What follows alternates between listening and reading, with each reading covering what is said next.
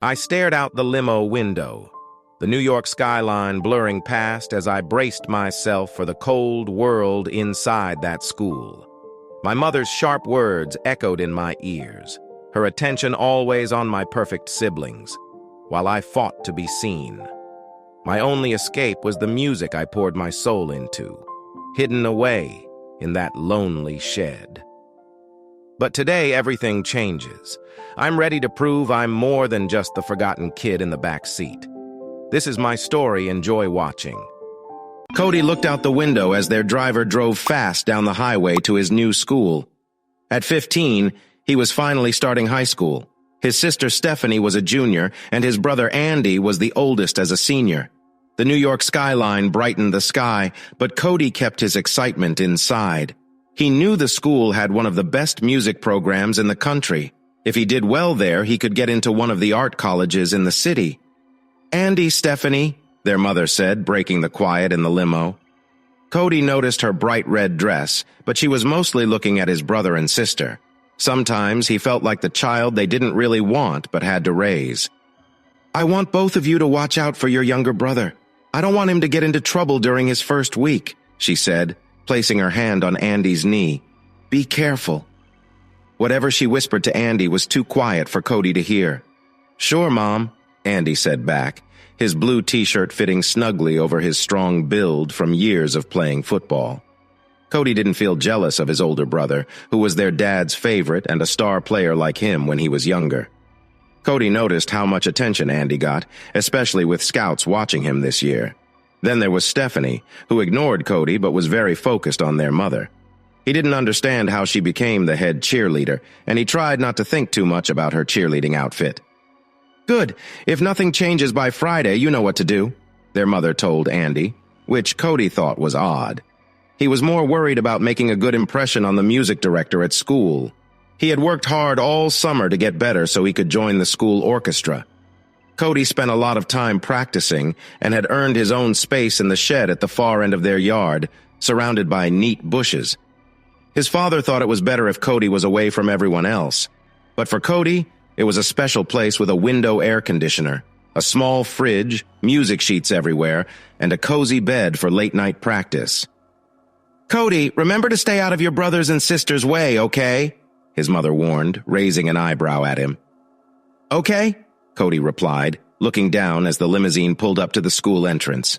He didn't really need his siblings to help him find his way around. With a great memory and a recent tour of the school, he felt sure he could manage. This strong memory also made him a great violin player. Once he saw music, it stuck with him. "Listen up, Cody," Stephanie said, looking down at her younger brother. "I don't care what Mom said. Don't try to look for me or Andy while we're at school. We run in better groups than you do." "Yeah, we have a good reputation to keep," Andy said with a playful smile.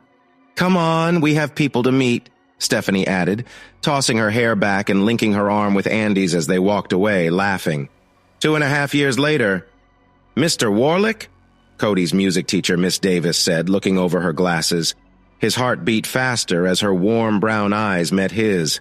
Ever since he started high school, he had looked up to her. "Yes, Miss Davis?" "Please," she said, motioning for him to come to her desk at the front of the auditorium. "I'd rather not talk from so far away." As other students finished putting away their instruments, he quickly cleaned his violin and placed it carefully in its case. Once he closed it up, he walked over to her desk. "Cody, why haven't you handed in your permission form yet?" Miss Davis asked. Davis whispered, eager to make sure he didn't miss the chance to visit one of the best music schools in the city. Ever since she heard him play 2.5 years ago, she knew he had talent and had been encouraging him to grow it. Cody rubbed the back of his neck, feeling his face warm. Since starting high school, he felt more distant from his parents. He couldn't quite figure out why, but something seemed off in his family. He found it strange that his brother and sister, who both had full scholarships, still lived at home after starting college. Ever since his father had sent him to the shed for his passion for playing that costly violin, Cody lost interest in their lives, just as they had lost interest in him a long time ago. "Miss Davis, do you really need it?" Cody asked, feeling nervous about asking his mother or father. "Of course I do. I can't take any of my students off school grounds without their parents' permission. I need you to have the form on my desk by tomorrow. If you don't, I will assume you have to stay here next week, Miss Davis said firmly. Okay, Cody sighed. Great. There's someone there I want you to meet. I know if he hears you play just once, you'll have a strong chance of getting into that school, Miss Davis added, reaching out to hold his hand. Cody, this school could make a big difference in your future. With your talent, every orchestra will want you. Really? Cody said, trying to focus on his teacher's face. Absolutely. I even sent him a recording of your solo from last year at the competition. He was thrilled to hear you might be part of the group visiting his school. So please get that form signed. I want the best for you, Miss Davis encouraged. Davis said, her eyes shining with excitement. All right, I'll check if they can sign it, Cody replied, not wanting to let his music teacher down. Meanwhile, in the Warlick house, things were getting tense in Stephanie's room. Mariah sighed in annoyance and crossed her arms. She had hoped her son would be in her room by now instead of bickering with his sister. She had been looking forward to this day and wanted to spend time with him. Andy, why don't you leave your sister and come talk to me? She suggested, trying to stay calm. Why should I? Andy shot back, giving his mother an angry look. Because I'm your mother, and I'm asking you to, Mariah replied, her patience running low. Fine, Andy muttered, clearly unhappy, but he followed his mother out of Stephanie's room. There's the person I've known for 20 years, Daniel said with a roll of his eyes as he watched them. Mariah ignored him and focused on trying to ease the tension in the house. She knew that both she and Daniel had too much to lose if they separated, so they pretended to have a happy marriage. All she wanted was to find some peace in the middle of all the chaos. Fine. If Andy wants to argue with his sister, that's his choice, Mariah thought as she walked back to her room. She needed a moment to herself, away from the stress of family life. Thanks, Greg, Cody said as the car came to a stop. Since he was the only one still in private school, it didn't make sense to drive the fancy car into the city just for him. Besides, Cody didn't really want to show off how wealthy his family was. Not that it mattered much, since the school was filled with kids from rich families. Still, he didn't like to stand out. Maybe that was why he didn't really fit in with the other wealthy kids at school. Not a problem, Cody, Greg replied, looking at him through the rearview mirror. So, are you keeping up with your practice? Of course, Cody said with a big smile. That's great. So when's your next concert? Greg asked, showing interest in Cody's life. He had seen how Cody's parents treated him over the years and thought it was not right. Greg couldn't understand why someone would have a child if they weren't going to love and care for them. Since Cody's parents didn't show much interest in him, Greg and his wife decided to help out, even if it meant changing their own comfortable jobs. Next month. Oh, I almost forgot, Cody said, rummaging through his backpack. He took out a CD he had made for Greg. I know you and Mary might not be able to come this time, so I thought I'd give you a recording of what we will be playing next month, he said, handing the disc to Greg. Oh, Mary will really like this, Greg said, smiling at Cody. Thanks, Cody said, his cheeks turning red from the praise for his music. Now you better head inside, Greg said as he opened the CD case. Did you eat something? Yes, sir, Cody replied, grinning widely as he got out of the car.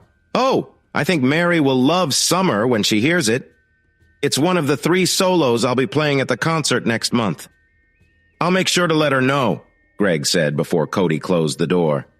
As Cody entered his home, he heard some strange sounds coming from upstairs. What? Cody whispered to himself as he set down his backpack and violin case. He took off his coat and hung it up.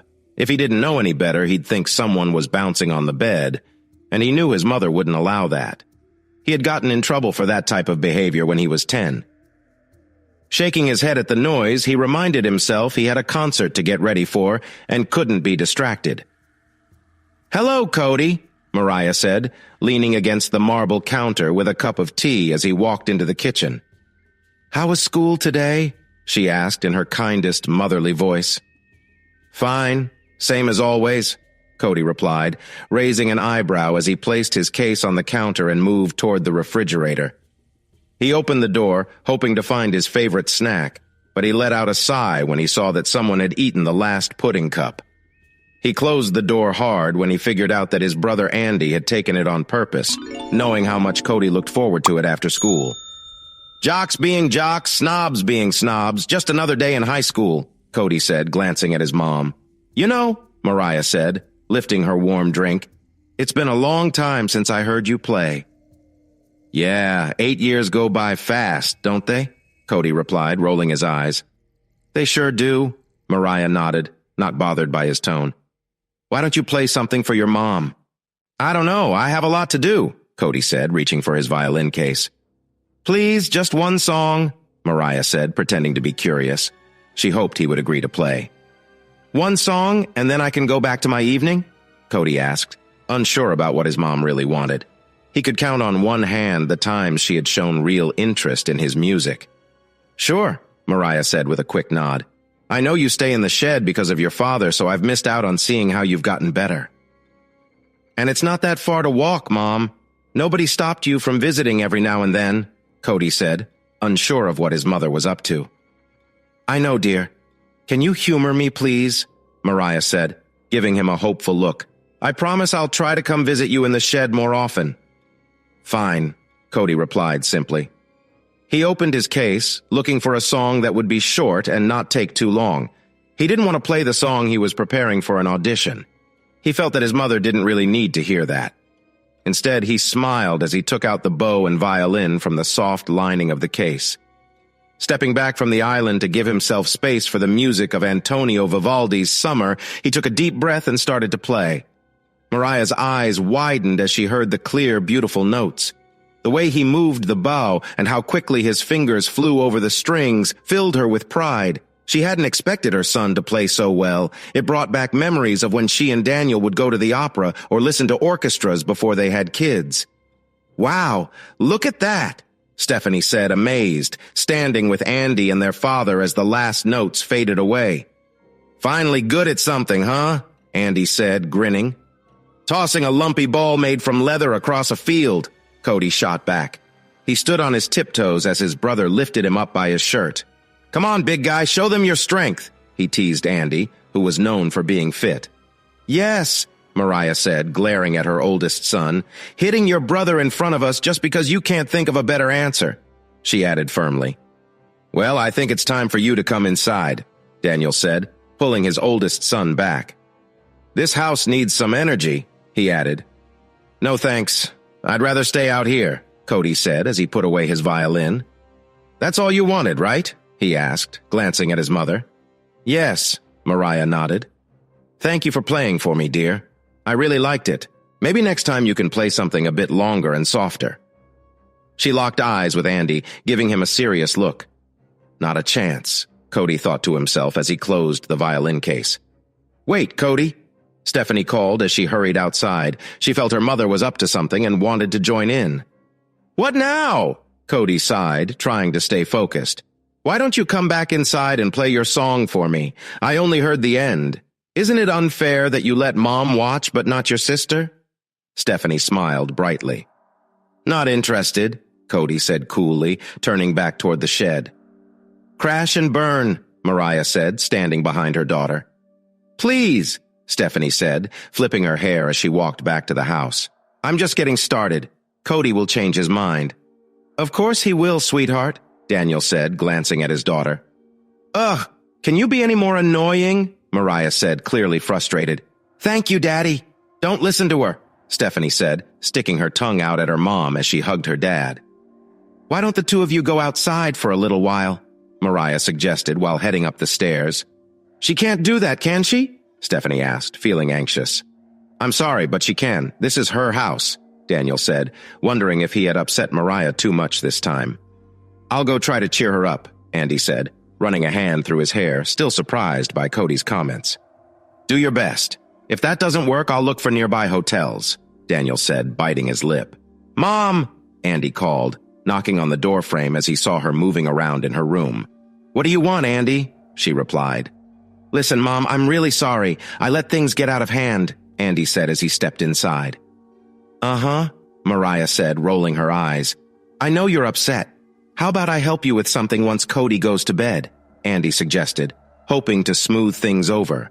You can't talk your way out of this, Andy. Maybe you should have put your energy into something else, Mariah said, finally looking at her son. Remember, you're special, but don't think you can't be replaced, she added, giving him a gentle pat on the cheek before sending him on his way. Didn't go as you hoped? Daniel asked when Andy came back into the room. No, but I don't think she'll throw us out just yet, Andy replied, letting out a breath he didn't realize he was holding in. Ugh, I forgot to get my field trip form signed, Cody groaned, hitting his forehead. He really didn't want to go back inside after what had just happened. His brother was always bigger and stronger, and Cody didn't want to face him, but he needed to go on that trip. It was his chance to talk to the director before auditions began for next year's new students. He jumped when he heard a knock on the shed door. Cody? Mariah called, sticking her head into the shed. Oh, wow, she said, really surprised by how tidy everything was. She had expected it to be messy since neither she nor her husband ever bothered to check on this little building. Her eyes scanned the room, taking in the cozy cot against the wall, where Cody had neatly folded a thick blanket at the top and placed his pillow on it. In one corner, stacks of music books and sheets were arranged in order, and she could hear the soft hum of the mini fridge. Hot air flowed from the heater, and 3 music stands filled the space. Can I come in? Do what you want, Cody replied with a shrug. Please, sweetheart, don't say that, Mariah said as she shut the door. I really want to hear you play some more, she added, tucking her hair behind her ear. I need you to sign this, Cody said, pulling out a form from his backpack. Oh, what's this? Mariah asked, taking the paper from Cody. My class is going on a field trip next week and I want to go, Cody said, offering a pen to his mother. I see, Mariah said as she quickly looked at the form. She wondered if there was a way she could join him on this little trip, even though she didn't understand why they were visiting a school instead of somewhere more interesting. I'll sign this on one condition, she said, looking up from the paper. Yes? Cody asked, knowing she would have a request. You have to play Bach's Chaconne for me. You can play that piece, right? Mariah asked, hoping he could. It had been so long since she had heard that beautiful music, which she always enjoyed. She would ask Greg to pause the car whenever her favorite song played on the radio so she could enjoy it. Yeah, Cody said, rubbing the back of his neck. He knew that one song would test all the skills he had learned over the past summer. Great, Mariah said, excitedly grabbing the pen from Cody's hand and quickly writing her name down. She checked the box to say she would like to be a chaperone for the trip. Now, whenever you're ready, she said, giving the paper back to him. Cody, can I use this pillow? Mariah asked as she leaned against the wall, using the blanket and pillow to make herself comfortable. Sure, Cody said, looking away. When you're ready, sweetheart, Mariah said, getting really cozy. Her eyes watched him as he picked up his violin and bow. A bit confused about why her son wasn't using sheet music, she wondered, could he really know it by heart? As she watched him focus, she covered her mouth with her fingers when he reached the halfway point without making a mistake. It reminded her of a performance by her favorite violinist before Cody was born. Mariah jumped up from her seat and cheered for Cody when he finished. Not even her favorite violinist could play that piece as beautifully as her son had just done. She started to rethink her earlier thoughts. She had believed that Andy would reach her expectations, but now it seemed like her youngest was the real star. Sure, Andy was good at video games, but he didn't have the same dedication that Cody showed. That was amazing, Cody. Why didn't you tell me you were so good at this? Mariah asked, hugging her son tightly. I don't like to show off, Mom. That's just not me, Cody replied, feeling a bit uneasy. Well, I'm really sorry I didn't notice how much you've improved by yourself, Mariah said with a warm smile as she stepped back. Now, I'll let you keep practicing. I'll come get you when Jean is ready with dinner, she added, giving him a gentle touch before leaving. Once his mom was gone, Cody quickly cleaned up the area, not too worried about impressing her. He cared more about what Greg and Mary thought than what his mom said. For a long time, they had ignored him, giving him just enough to get by, except for his beloved violin. Steph? Andy called as he peeked into his sister's room.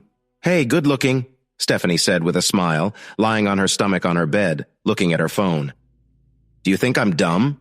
Andy asked as he stepped inside her room. Do you really want me to answer that? Stephanie replied, raising an eyebrow, careful not to hurt his feelings. So you think so too, Andy sighed. Listen, if you don't want to be called dumb, it's easy to change that, Stephanie said, putting her phone down. But tell me, who said that to you? Mom. Don't take her seriously. She just gets upset sometimes, Stephanie said, trying to comfort him. Andy stayed quiet, knowing it was best to not say more. He had already been scolded once that night. He didn't want to have another talk that might take him away from his mother. Andy knew he had a lot to do to win her back over. He definitely wasn't going to ask his younger sister for help. Stephanie was already too proud, thanks to how their dad treated her like a princess. Their chat stopped suddenly when they heard footsteps racing down the hall. Andy turned just in time to see Cody rushing into the bathroom. "No more school hot dogs!" Cody huffed as he came out, only to bump right into Andy's chest. "Yeah, those things didn't sit well with me either," Andy said, looking at his brother who was nervously glancing around as he reached for the door handle, trying to close himself back in. "Hey, chill out," Andy said, putting his hands up. "I just want to talk." "What about?" Cody asked, his voice a bit shaky, not sure he could trust Andy. "Tutoring," Andy replied, sounding serious. Are you really sure you want me to help you study?"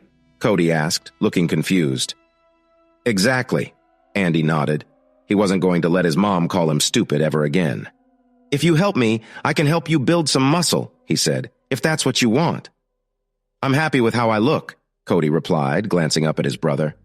"But if you pay me $20 an hour, I might help you," he added, not really wanting to tutor his older brother. "Deal!" Andy said, giving his brother a friendly slap on the shoulder. "Kids, dinner!" Mariah called when their cook was finished. "So, Cody, have you played any concerts yet?" Daniel asked as they sat down to eat, finally showing some interest now that his youngest son had caught his attention. "Yeah, a lot of them. You just never bothered to ask," Cody said coldly while spreading butter on his roll. "Well," Daniel felt embarrassed by the way his son spoke. "We're sorry for not paying attention before, dear," Mariah said, placing her hand over her son's as she sat next to him. "I'd like to know when your next concert is." "I can't wait to see you take the stage with your talent," she said, nudging his shoulder playfully. "No, she doesn't," Stephanie jumped in. She wasn't going to let her mom have her way. She wanted to be first to cheer for her brother. "She's just saying that to make you feel good," she told him, giving her mom a stern look. "I am not," Mariah said, feeling defensive. "Clearly, you don't recognize real talent," she added. "But then again, you barely passed high school." Cody didn't pay attention to their bickering as he cut his prime rib. The dinner show was entertaining enough. "You're just a spoiled brat now that you're not the center of attention. I really wonder how you'll manage when your trust fund is gone." "Mom, you wouldn't!" Stephanie exclaimed, shocked at the idea of losing all that money.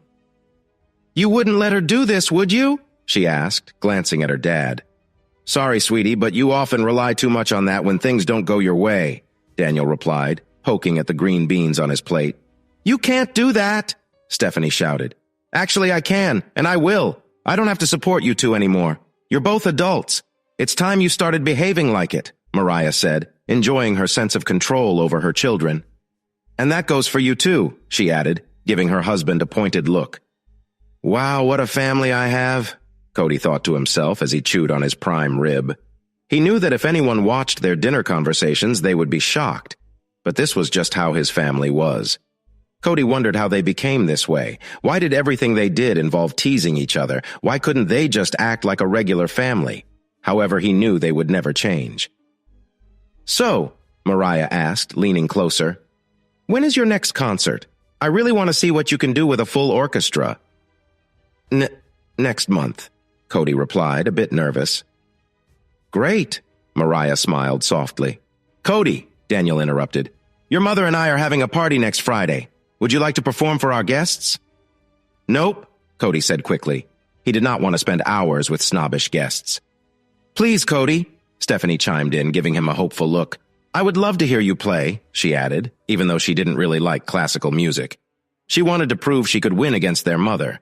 If Cody agreed, she would have an edge. "No," Cody repeated. He wasn't interested in spending his Friday with them. He cared more about his practice than their plans. "Please consider it," Mariah suggested gently. Just think about all the people who will admire your talent. Don't you want to impress your dad? She whispered. Plus, Mr. Atwood will be there. He owns the Seymour Opera House and the second largest orchestra in town. Don't you think it would be great for him to see you perform? She asked, noticing her son's eyes light up. Keeping her smile to herself, she felt she had caught his interest, more than she could with her other children. I'm sure once he hears you play, he'll want to help you out. He might even offer you a chance to perform for him. I know he doesn't like competition, especially from someone as talented as you, who could really make any orchestra stronger if that's what you want, Mariah said, smiling as she took a sip of her drink. Cody thought for a long moment. This was very different from how his mom usually acted. She never went out of her way to make sure he had the best of everything, and his dad never asked him to perform for guests. But could he really let this chance go? He had heard of the orchestra that the man owned. Cody had sneaked away a few times just to listen to them play and see the talented people who were in such groups. That was one reason he had worked hard to learn Bach's chaconne. He knew that if he could play that piece well, he would impress anyone he tried out for in an orchestra. With all the different parts he needed to play, any conductor would notice how skilled he was.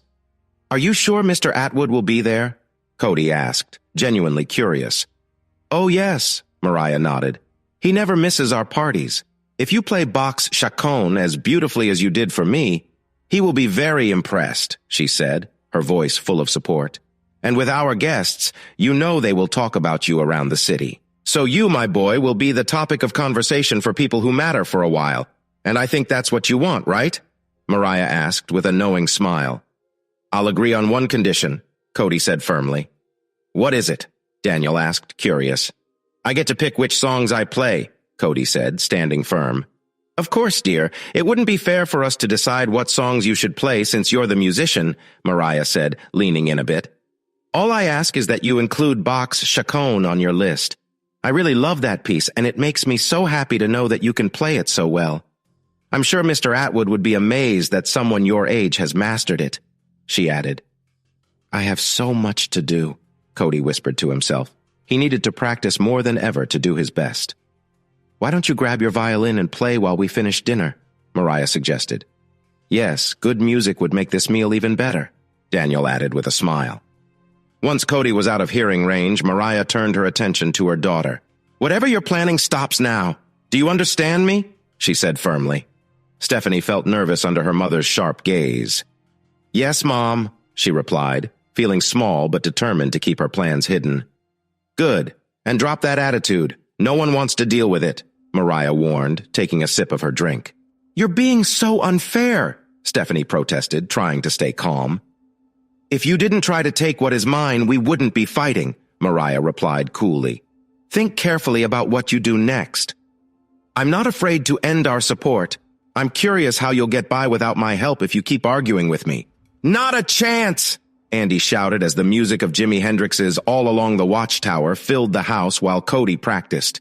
He jumped up from his seat, ready to join in. As he moved to the kitchen, he pretended to play the guitar, enjoying the upbeat tune. "Come on, play it, brother!" Andy yelled to distract from the worries in the dining room. "Wow, I didn't know you could play that on the violin," he said when Cody finished.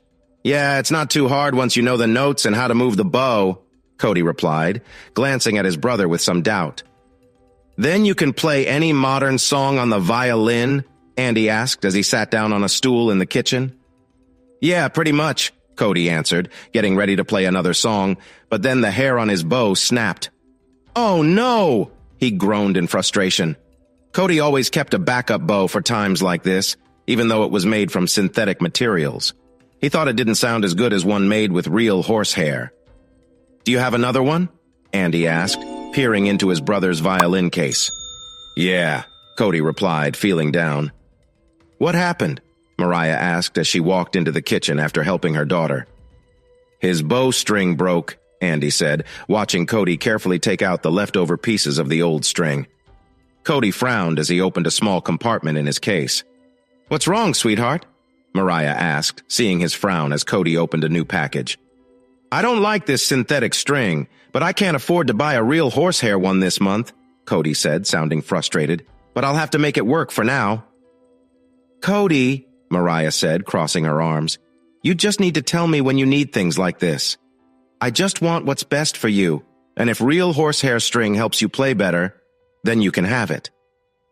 "Really?" Cody replied, feeling surprised. This kind of offer was very different for his mother. Something about her seemed off, and he wished he could figure it out. "Andy, why don't you take your brother into town? I'm sure you won't mind," Mariah suggested, knowing it would give her time to handle some things. "Sure," Andy said, happy to help. "Let me get my keys," he added, pausing as he walked by her, unsure of what else to say. "Cody, if you need anything else, just let me know," Mariah said, watching him finish wrapping the new string and put it back in the package. "I'm happy to help you." "All right," Cody replied, unsure of what she meant. "And I mean anything," she added softly, leaving him puzzled. "Are you ready, man?" Andy asked, spinning his keys around his finger. "Yep," Cody said, eager to escape the awkward moment. "Hold on! You'll need some money!" Mariah called out as they neared the door, pulling out a $100 bill from her waistband. "Make sure to come back quickly. I want to enjoy your lovely music," she said gently. "Get in," Andy said as he walked to the front of his RX-7. "Hey," Stephanie said cheerfully as Cody opened the passenger door. "Steph, you need to get out," Andy said as he climbed into the driver's seat. "But I want to go too," Stephanie said with a pout. "Sorry, sis, this car only fits 2 of us," Andy sighed. "Well, I can sit on Cody's lap." "Do you think he will care?" Stephanie asked, glancing at her brother. "You know what she's like," Andy said, trying to avoid her. "Whatever," Cody sighed, wanting to hurry to the late-night music store before it shut down. It was the place he usually went to when he sneaked out at night. "I promise you'll like it," Stephanie said as she stood up. "Are you comfortable?" she asked. "Not really," Cody replied, gazing out the window, hoping to switch the subject. "Are you sure?" Stephanie asked playfully, but he didn't find it amusing. "Definitely," Cody said quickly, wanting to end the conversation. "You know you're going to hear about that later, right?" Andy said with a hint of laughter in his voice as he switched gears. "Well, it's not like I haven't seen that trick before when she wants something," Cody said, trying to change his focus. As they drove, Andy wished his brother wouldn't feel too stressed by their sister's attention. He just wanted to reach the music store without any more interruptions. "Turn here," Cody said, pointing to the left. "Then take the second right." He guided his brother on the back route to the music store. "There it is," Cody said, showing him the shop. "Hey, Cody," Megan called from behind the counter as they entered. "I didn't think I'd see you here tonight," she said with a warm smile. "Hi, Megan." "My bowstring broke when I started to play, and I really don't like the new horsehair I bought last month," Cody replied as he walked up to the counter. "Oh, really?" Megan said, clearly interested. "I would love to hear you play sometime," she added, still friendly. Andy stood back, watching. He felt amused, but also a bit confused by the attention his brother was getting. Then he looked at Cody, noticing his skinny frame, messy hair, and wrinkled, expensive shirt. He could see Cody's thin arms and chest before glancing back at Megan, whose focus was on his brother. Since they came into the store, she hadn't even noticed Andy. He was used to women noticing him because of his looks, and in that moment, he started to understand how his brother must feel when they were together. They always had a strong presence whenever they were out in public. "Do you have your bow with you? Mike can help fix it for you," Megan said in a kind voice, "while you play that tune for me." "Wait, can't you do it yourself?" Andy asked, surprised by Megan's look of disbelief. "I don't think you'd want to hear me play, especially with all those great jazz players around," Cody said shyly. "That's not true," Megan replied, brushing off his comment. "They played for me, but I didn't ask them. You, though, I have asked," she said, leaning a bit closer. Andy noticed and gave his brother a gentle nudge to show what he saw. "So why don't you show me what you can do?" Megan said with a friendly smile, encouraging Cody. "Oh, okay," Cody stuttered, having trouble looking away from her. "Great," Megan said. "Now what kind of bow hair will it be this time? Are we sticking with the usual or trying something new?" she asked excitedly.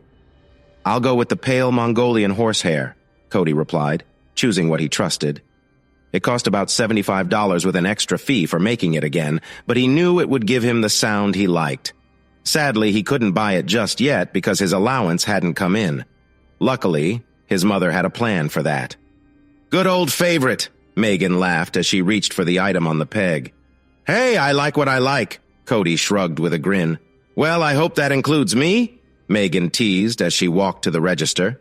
Of course, Cody nodded, listening as she pressed the buttons on the cash register. That'll be $76.32, Megan said, lightly brushing her fingers against Cody's hand as she took the money. Just stay right there while I take this to Mike, okay? Sure. Don't you go anywhere, Megan joked.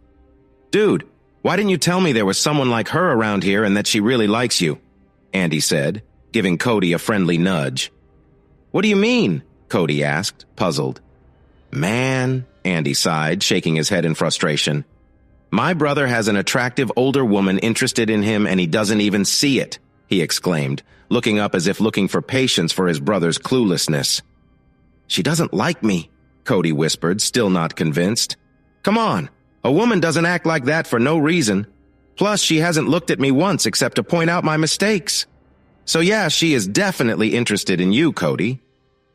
Andy was eager to help his brother understand these hints. What? Is that really what it meant? Cody asked, surprised. We definitely need to get you out of that shed of yours sometime, Andy said, giving Cody's shoulder a friendly pat. I know this violin might not be a special one, Megan said, coming out with one of the store's rental instruments. A smile spread across her face as she saw Cody standing there, still not realizing she liked him. But I hope you will still play for me, Megan said kindly, setting the violin gently on the counter. Sure, I'd be happy to, Cody replied, glancing at his brother, who gave him a small nod, letting him know he had said the right thing. Yay! Megan exclaimed, bouncing on her feet. Cody tried to ignore how lively she seemed. Go stand on the stage so we can hear your playing better, she said, pointing him toward the stage before picking up the stool from behind the counter. This isn't really a solo violin piece, but it can be played like one, Cody replied, resting the violin on his chin. Maybe I can help, a girl's voice called out from the hallway leading to the tutoring rooms. A small teenager appeared, carrying a cello case. Would a cellist be useful? Susie, I didn't know you were still here. I thought your last student left an hour ago, Megan said, surprised. She did, but I wanted to practice. You know I can't do that at my mom's apartment, Susie said, setting down her case and looking at Cody, who was ready to play. She noticed he had a good posture, showing that he was talented. How long have you been playing? 8 years, Cody said, noticing how worn her case was, but more curious about how she cared for the instrument inside. I really appreciate your help. It wouldn't sound right with just me playing, Cody said, lowering the violin. Oh? What song were you going to play? Susie asked as she knelt down and opened her case. Cody is going to play Barber's Adagio for strings, Megan said, looking at Cody with encouragement. I see, Susie said, her heart beating faster. She had been practicing that song for months, trying to get it just right when she played alone. Let me get a chair and a music stand, okay? Sure, you aren't in a rush, are you? Cody asked, glancing at his brother. No, but is there a place for me to sit? Andy asked, looking around the shop. Yeah, you can take that drum stool over there, Megan said, pointing to it. Andy nodded and went to get it. Cody felt a bit shy with all the attention from the women around him. He had always focused on one thing in life, his music, so anything else seemed like a distraction he didn't need. Now we can get started, Susie said as she walked in with a folding chair and a music stand in her hands.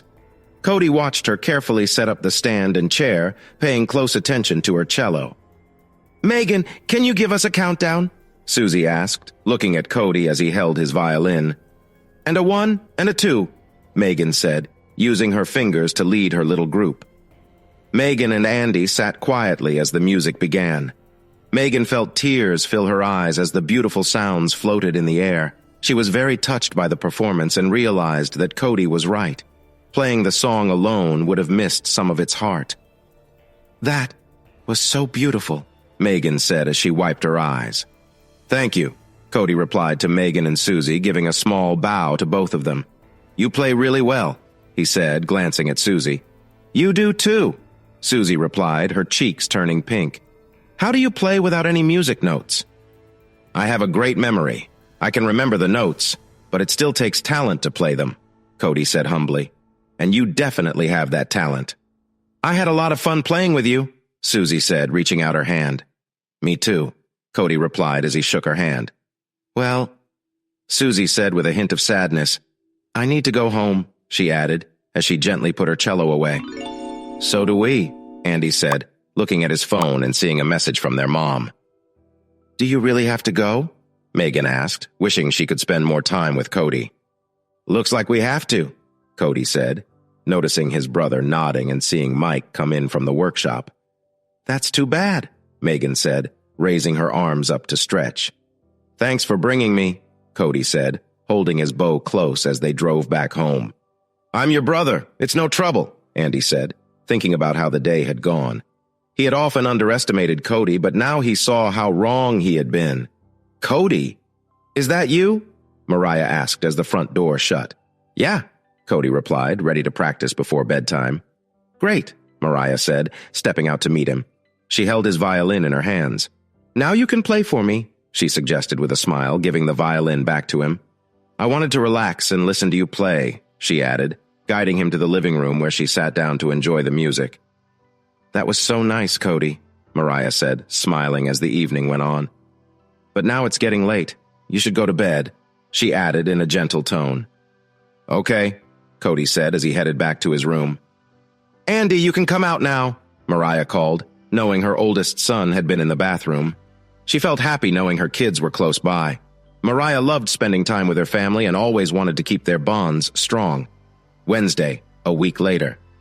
I'm so glad you could come, Cody, Miss Davis said with a smile at her favorite student. Me too, Cody answered nicely. Miss Davis, can I ask you something? If someone wants to hear me play, will there be a pianist there? I'm not sure. Why do you ask? Miss Davis replied. Because, Cody said, looking around before leaning closer. I need someone to play the piano for Nocturne Op. 9, num 2 in C-sharp minor. Oh? Miss Davis said, thinking about it. She felt proud of Cody and his hard work in music. I think I could help you with that if you don't mind working together. Not at all, Miss Davis, Cody said happily, noticing his classmates walking towards the bus. Davis liked Cody's excitement and how professional he was, even as she reminded herself to keep a respectful distance between a teacher and a student. She looked back at the bus as it came to a stop by the curb. A shiny limousine caught her attention as it arrived at the school, making Miss Davis raise an eyebrow. I wonder who this could be, she thought. Why is she here? Cody asked, trying to hide his irritation as he recognized the familiar red hair getting out of the limo. Sorry for being late, sweetheart, Mariah said as she stepped out in a nice black dress. Her shoes clicked on the sidewalk as she walked over, and her shiny necklace sparkled in the sunlight. The developer was delayed, so I had to handle that, Mariah said with a friendly smile at Miss Davis. Cody, are you going to introduce me? Miss Davis, this is my mom. Mom, this is Miss Davis. Davis, Cody said, making the introduction. Mrs. Warlick, Miss Davis said, reaching out her hand. Miss Davis, Mariah replied, shaking the teacher's hand. Nice to meet you, but as you can see, we're about to leave for our trip, Miss Davis said, pointing to the bus. I know, that's why I'm here, Mariah said, smiling at her son's surprise. I signed up to help out with the field trip, she added, noticing Cody's worried grip on his violin case. I understand, and we're very glad you could join us, Miss Davis replied politely. Would it be okay if my son rides with me? Mariah asked, wanting to avoid the bus. Yes, of course, Miss Davis nodded, though she felt a bit sad that she wouldn't sit next to Cody during the trip. Great, Mariah said, happy to spend some time with her son. Come on, Cody, we don't want to make the bus wait, she said, taking his arm and leading him to the waiting car. Davis watched as Cody glanced back at his mother, a hint of worry in his eyes, but there wasn't much he could do since the limo's dark windows kept them apart. So, Cody, where are we headed? Mariah asked, looking at her son, who was sitting as far from her as possible. Midland Art School, Cody answered, trying to sound calm. Why are you here? You've never cared much before, so why now? First, watch your tone. I am still your mother. As for why I'm here, didn't I already explain that? Mariah replied, resting her purse in her lap. Now, why don't you come a little closer, Cody? I don't like this distance between us. Cody mumbled, unsure of what to say. "Cody, I won't ask again," Mariah said, her patience fading. She cherished the time with her children and wanted them to know how important family is. Why is it so hard to connect with Cody? Could it be he's just unsure about things? Is there something I'm not seeing? Mariah thought as she patted the seat next to her, feeling frustrated with her son's distance. She moved in closer, wanting to close the gap between them. "So, tell me," Mariah said kindly, lightly touching his arm and then resting it in her lap. "What's so great about this art school?" "It's one of the best music schools in the country, and it could help my career," Cody replied, sounding a bit sarcastic. Mariah felt a surge of anger. She wasn't used to anyone talking to her like that, especially her own son. She took hold of Cody's chin, turning his face to look at her. "You need to stop with the sarcasm. I will not be challenged. Do you understand?" Mariah said firmly, her grip strong. But instead of fear, she noticed a spark of defiance in Cody's eyes. It was a tough situation she wasn't ready for, and it made her uneasy. Cody quickly moved away from his mother, clearly uncomfortable with what was happening. Mariah's frustration increased as she tried to keep control. "Is that so?" she said, her tone sharp. "How will you pay for this school without my help? How will you buy all the things I give you? The school fees, the food, the clothes? These things cost money, Cody. You need to remember that." "I don't need anything from you," Cody shot back, wishing the car ride would end so he could escape the tense mood. Mariah turned her head sharply as she noticed the car slowing down and the window between them going down a bit. "Ma'am, we are almost there. Just 2 more minutes," Greg, the driver, said, picking up on the tension in the car. "Thank you, Greg," Mariah replied, trying not to let her anger show. "Looks like you're in the clear for now," she whispered quietly. "But remember this, Cody. If you don't start showing me the respect I deserve, there will be consequences." When the car stopped, Cody jumped out as soon as the door opened, wanting to get away from his mother. "Is that your mom?" one of his classmates asked as they all gathered around, waiting for Miss Davis to give instructions. "Yeah, unfortunately," Cody replied, still feeling uneasy after their talk. "She seems a bit strict," another classmate said, fixing his glasses. "Yeah, you could say that," Cody whispered to himself, already thinking about how he could break free from his mom's control. He knew he had to find a way to support himself if he wanted to follow his dreams without her involvement. "Students, can I please have your attention?" Miss Davis called, quieting the group.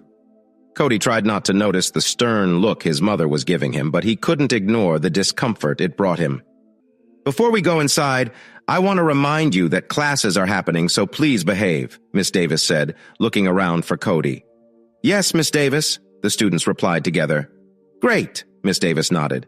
"Now, if you will follow our guide, she will show us around this amazing school," she added, glancing at Cody with a bit of worry.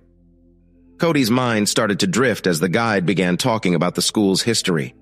He was more interested in avoiding his mother, who was now surrounded by some of his classmates. He was thankful for their company, thinking it would help him blend in, but his relief didn't last long. "Cody?" Mariah's sharp voice rang out. "I hope you're not thinking about slipping away?" she asked, making sure everyone was watching him. "I think you should stay close to me so I can keep an eye on you," Mariah said with a sly smile, challenging him to argue. Cody felt heat rise to his cheeks as everyone turned to stare at him. He held back his words, knowing he had to go along with her. He couldn't risk making a scene, especially when he needed his teacher's recommendation to get into the school. But he also couldn't stay quiet. "Of course not. I just wanted a better view of this place. It's hard to see anything in a crowd," Cody replied, throwing back a little challenge. "Well, you can enjoy the beauty of this school from back here with me where I can keep an eye on you," Mariah said, squinting at him. "I guess you're right," Cody said, gripping the handle of his violin case tightly when he saw no way to escape. "You do know I could buy this school and make sure you never get in, right?" "What will you do then?" Mariah asked softly, leaning closer to her son. "I'll find a place where your money doesn't matter," Cody replied with determination. "And I'll be angry at you forever for taking this from me." "Don't forget that my money has paid for your home, your meals, and that violin you want so much," Mariah said. She was confused about why their arguments were getting worse. "But I don't need to buy this house. My influence is strong in this city. What would you do if no school accepted you? I could help you get into many good places, meet important people, people who run their own orchestras. Now tell me, is it really smart to make me even more upset? I've never asked you for anything before, so why would I start now? Cody replied calmly. Whether you reach your goals means nothing to me, Mariah said, not paying him much attention as she looked at her nails. But I could make sure that everything you desire comes true. I'd prefer not to, Cody said with a hint of sarcasm. Think carefully, Cody, Mariah warned, gripping his arm tightly. I have a lot of influence. I could make things very hard for you. You might have to play that instrument for only a few coins, or I could just take it away from you. You wouldn't really do that, Cody said softly as they walked closer to the auditorium. When people keep saying no to me, it can make them do crazy things, Mariah said as the doors opened, letting go of his arm just as his teacher appeared at the entrance. Cody, can I have a word? Miss Davis greeted her favorite student warmly as he arrived. Is something wrong? Mariah asked, looking worried. I need to speak with my student alone, Miss Davis said firmly. If it involves my son, I want to know, Mariah insisted, standing her ground. Cody, are you ready? Mr. Platten expects great work, Miss Davis said, curious about the awkwardness she felt between him and his mother. Yes, I am, Cody replied, excited to prove he could handle this on his own. Great, great, Miss Davis said while adjusting his tie. Now go and show everyone that you belong here, she added with a kind smile. How can she talk to him like that? Mariah whispered to herself as she watched Miss Davis. I am just your son, Cody said sharply as he walked by. Keep believing that, Mariah thought, making plans. Ah, the solo violinist from the recording you sent me? Paul said, placing his hands on Cody's shoulders and examining him closely.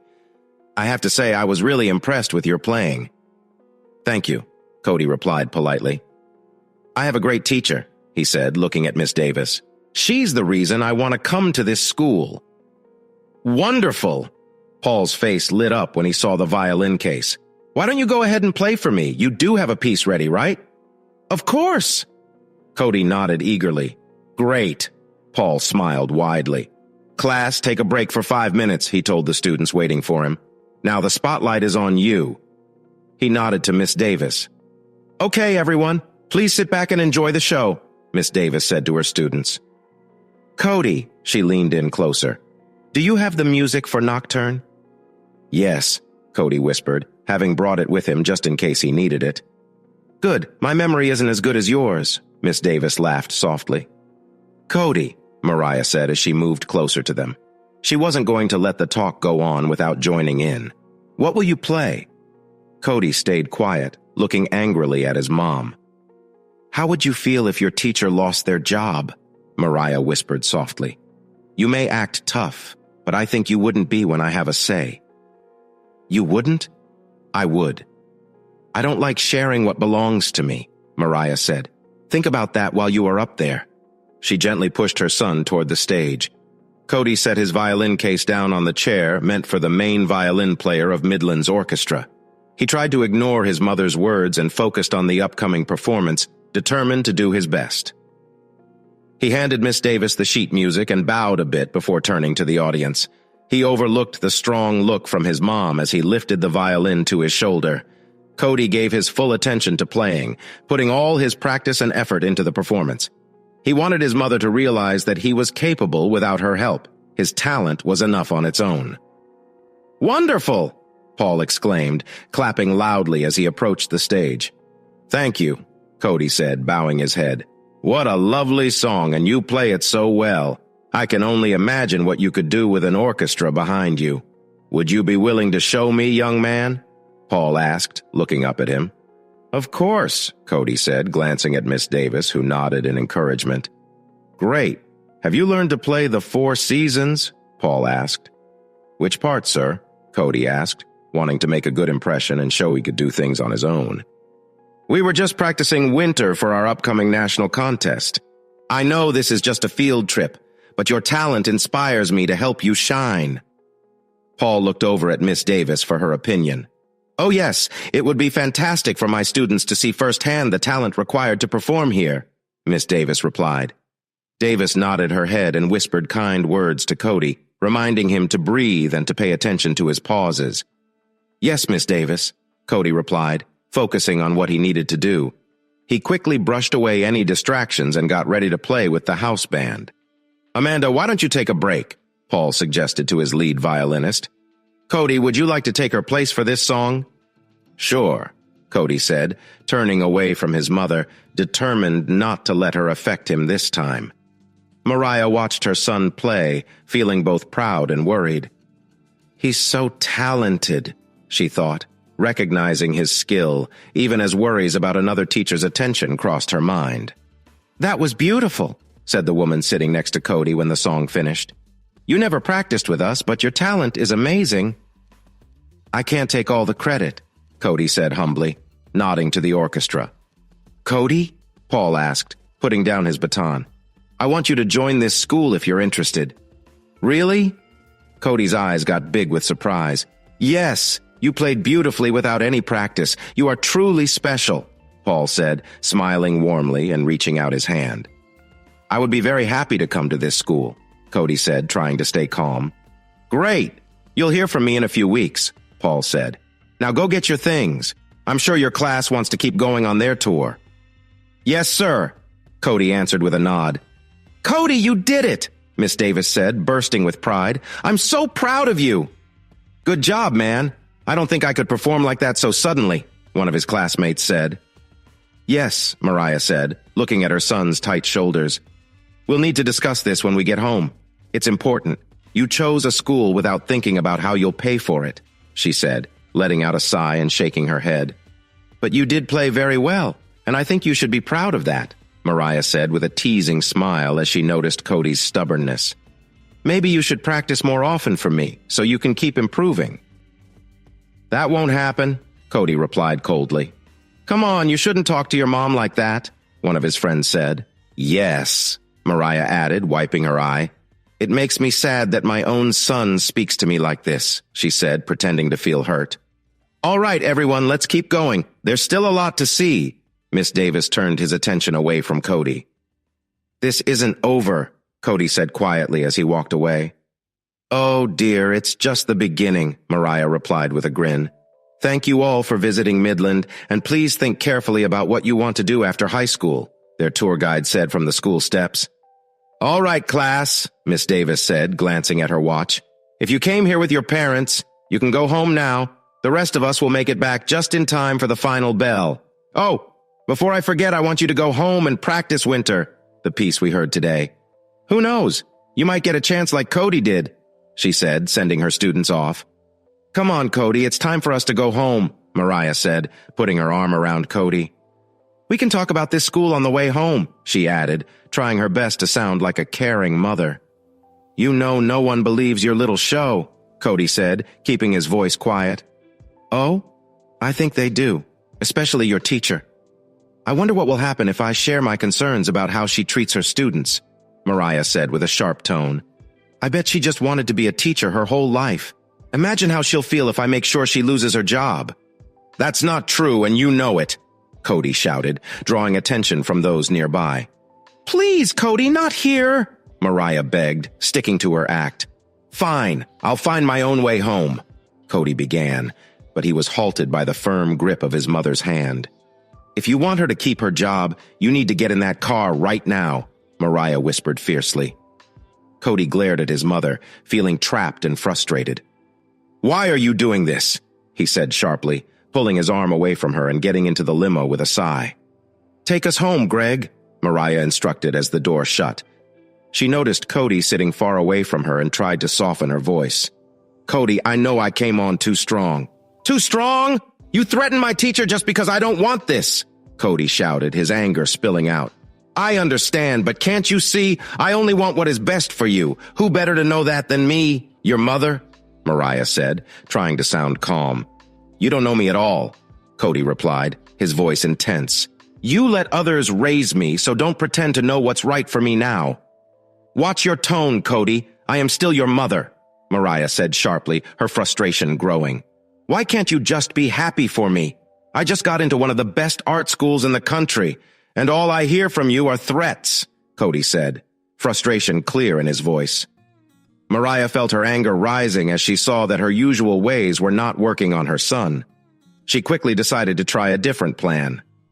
"You're grounded for the rest of the school year," she announced. "Like you're ever here to enforce that," Cody replied, looking out the window as the limo moved through New York. "Oh, but I will be," Mariah said with a sly smile. "I'll be here every day when you come home from school, and every night when you go to bed. I'll know everything you're up to," she added, her voice becoming serious. "But," she said, raising a finger, "I will forget everything that happened today if you just agree to follow my rules from now on." "Not a chance," Cody said firmly. "I understand," Mariah replied coldly. "Then you can no longer go into the shed by yourself. You will practice your music where I can see you at all times. If you don't, you will lose that violin you love," Mariah said, pointing to the case in Cody's lap. "And I will make sure your teacher loses her job." Cody stared at his mother, realizing how far she would go to control him. He knew he had to find a way out, but for now, he kept quiet, thinking of a plan. "Do you understand that you could hurt a woman's job?" Mariah asked, her anger growing as Cody stayed stubborn. Cody's grip on the case tightened. He was not going to let Miss Davis lose her job because of his mother's strange obsession with her. For more than 2 years, Miss Davis had helped him improve his music skills. He couldn't just watch while his mother attacked her. No, he wasn't that kind of person. He understood enough to protect someone who didn't see the danger around them. "Fine," Cody said roughly. "I'm sorry, it's just—" "Save your apologies for someone who believes your words," Cody replied, turning away from his mother. Mariah felt angry inside at her son's stubbornness. This wasn't how it should be. He was supposed to listen the moment she warned him about his teacher, to do everything she wanted without question. Instead, they were caught in a quiet battle. Why wasn't Cody giving in like every other man she had known? Why did it feel like a constant struggle whenever she looked into his eyes? Could it be that her youngest son was just as strong-willed as she was? Was that why she felt like she was against a solid wall? The ride home continued in silence as they arrived at the cold gray stone steps leading to the front door. Mariah and Cody exchanged angry looks, each waiting for the other to act first. It wasn't until Greg opened the door on Mariah's side that she had to get out. She watched over the top of the limo as Cody quickly got out from the other side, slamming the door behind him as he entered the house. This made her feel irritated. Cody marched up the stairs to his room, mumbling to himself as he reached his door. A smirk appeared on his face when he heard his dad inside. "Dad?" Cody called, knocking on the door. "Hi, Cody. Can I help you?" Daniel replied, not looking up from the papers he was reading for his business. "I can't play music for you on Friday," Cody said, realizing his mom had probably mentioned the live music for her party. "Oh? Why the sudden change?" Daniel asked, finally looking at his youngest son. "Because it would upset Mom," Cody said plainly. "Got it," Daniel replied with a smile. He knew that would definitely bother his wife. "I'll miss hearing you play, but I understand. Just make sure you're not home that night." Cody nodded and went to his room. "Hey, Cody," Stephanie said, lying on his bed. She sat up and smiled as he walked in. "This bed is really cozy," she said, smoothing the cover. "It seems like it was made just for you." "You need to leave, Steph," Cody said clearly, turning away from her. "Are you sure you want me to go?" Stephanie asked, a teasing tone in her voice. "Yes, I do," Cody replied, still keeping his back to her. "Okay," Stephanie said, wrapping herself in a towel and heading toward the door, obviously not happy. "Don't think I'll forget this," she whispered as she walked away. "Thanks," Cody said casually, putting his violin case on his desk. "Not a problem," Andy replied, coming into the room with a notebook and a textbook. "I need your help with something." "Oh," Cody said, noticing the math problem Andy was struggling with. "Yeah, I thought since you did calculus this would be easy for you," Andy said, laughing a little as he scratched his head. But then both brothers got quiet as they heard their mom's voice coming down the hall. "There you are," Mariah said, standing in the doorway and looking at Cody. "What are you two doing?" "Nothing you need to worry about," Andy answered quickly, looking between Cody and their mom. He had never seen Cody talk to her like that, and he was surprised at how annoyed she seemed. "You know I'm not going anywhere," Mariah said firmly, staying where she was. "Fine. Stay or go. It doesn't matter to me. Just don't bother me," Cody said, waving for Andy to sit at his desk as he turned on the light. "Cody, you can't talk to me like this in my own home," Mariah said, trying to keep her cool, but Cody's grin was starting to irritate her. "If you don't like it, there's the door," Cody replied, pointing to the exit while glancing at the math problem Andy was struggling with. "Oh, I see the problem. You're trying to multiply the 5 by everything in the parentheses. What you need to do first is solve what's inside the parentheses, then multiply by 5, he said, scribbling on a piece of paper. Once you do that, divide 15 to find A after you finish this part of the equation. He pushed the paper towards Andy, checking if he was following along while tuning out the noise of his bed and their mother's annoyed sighs. "Cody? What's happening? Why hasn't Mom stepped in yet?" Andy wrote down, pretending to focus on the problem. "I'll tell you later," Cody replied.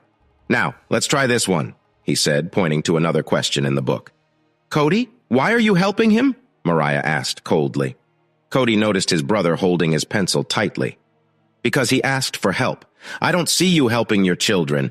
If scaring them is your idea of help, maybe you should think about your parenting," Cody said, looking over at Andy. "Wanting to improve is a good thing, but you wouldn't understand that," he added, giving Andy a supportive pat on the shoulder.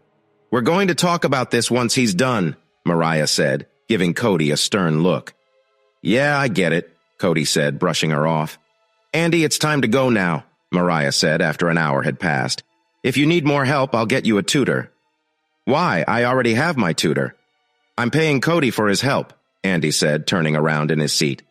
"We'll find you someone new," Mariah said, looking at Cody. "Someone smarter, someone who isn't in trouble and has pushed their luck enough," she said firmly. "You might want to take care of yourself while you can," Cody told his brother. "I can't promise there won't be any trouble." "If you need me," Andy said quietly so their mom wouldn't hear, "I'll be just down the hall. I'll be back quickly if she gets difficult," he added, seeing Cody nod before heading toward the door. "Close it," Mariah said as Andy stepped outside. "So you think you can just ignore me like that?" she said sharply. "Well, if I just dismissed my sister while she was here and what she was thinking," Cody replied, shrugging, "I think I can handle whatever you're planning." "Did Stephanie come in here?" Mariah asked, curious. "Yeah, she was just checking on you," Cody said, organizing his desk, not facing his mother. "I'll talk to her about how she behaved. I'm sorry you had to see that," Mariah said honestly. "I'll make sure she doesn't act like that again. Now, about this way you're speaking to me," she said, watching her son's back closely. "How long are you going to stay in my room?" Cody asked, finally turning to face her. "I told you, as long as you're living in this house, I'll be nearby," Mariah said with a grin. "Since it's clear you like older women, I wouldn't get involved with you," Cody said firmly, trying not to show any unease. "Cody," she said sharply, "you shouldn't argue with your own mother." "Not when," she started, but he interrupted her. "Ma'am, dinner is ready," their chef called out, saving Cody from whatever his mother was about to say. "My, aren't you the lucky one?" Mariah said with a sly smile. "Mom, what's going on?" Andy asked, peeking into his brother's room. "What do you think I am doing?" Mariah responded coldly. "I'm having a private talk with my son," she added, squinting at him. "Well, can you wrap it up later? I'm really hungry," Andy said, trying to change the subject. "You know I need to gain a few pounds," he lied, aware of his mother's tricks, yet he felt proud of Cody, who seemed to be standing firm like never before. "Don't think this is finished, young man. I can wait all night," Mariah said. "When I set my mind on something, how long do you think you can hold out?" Mariah asked, her voice firm as she stared at Cody. "For as long as it takes to get out of this house," Cody replied, standing firm. He knew he had to handle things with his mother for 4 more months before he could hopefully find his own place. "Oh, do you really believe you can escape me that easily?" "Mom, dinner?" Andy chimed in, trying to ease the tension. "In a minute," Mariah snapped. "But it's going to get cold," Andy insisted, rolling his eyes. "You better not think you can skip dinner with me," Mariah said, pushing away from the desk and opening Cody's door. She brushed past Andy as she walked down the hall, trying to keep her growing frustration in check. She had never chased after someone as much as she had to chase after Cody, her own son, and it frustrated her that he was resisting her so much. But she also believed that when he finally gave in, it would feel like a big win. "Cody, what is happening?" Andy asked once their mother was out of earshot. "Mom kissed me today and then said she would ruin my teacher's job because she thinks Miss Davis likes me," Cody said, throwing his hands up in frustration. "She doesn't care that I just got into a great art school. Now I'm grounded because I won't give her what she wants," he said, pinching the bridge of his nose. "Wow, that's really messed up," Andy said, surprised by how far their mom would go. He knew she was serious about getting what she wanted, but this was too much. "I know.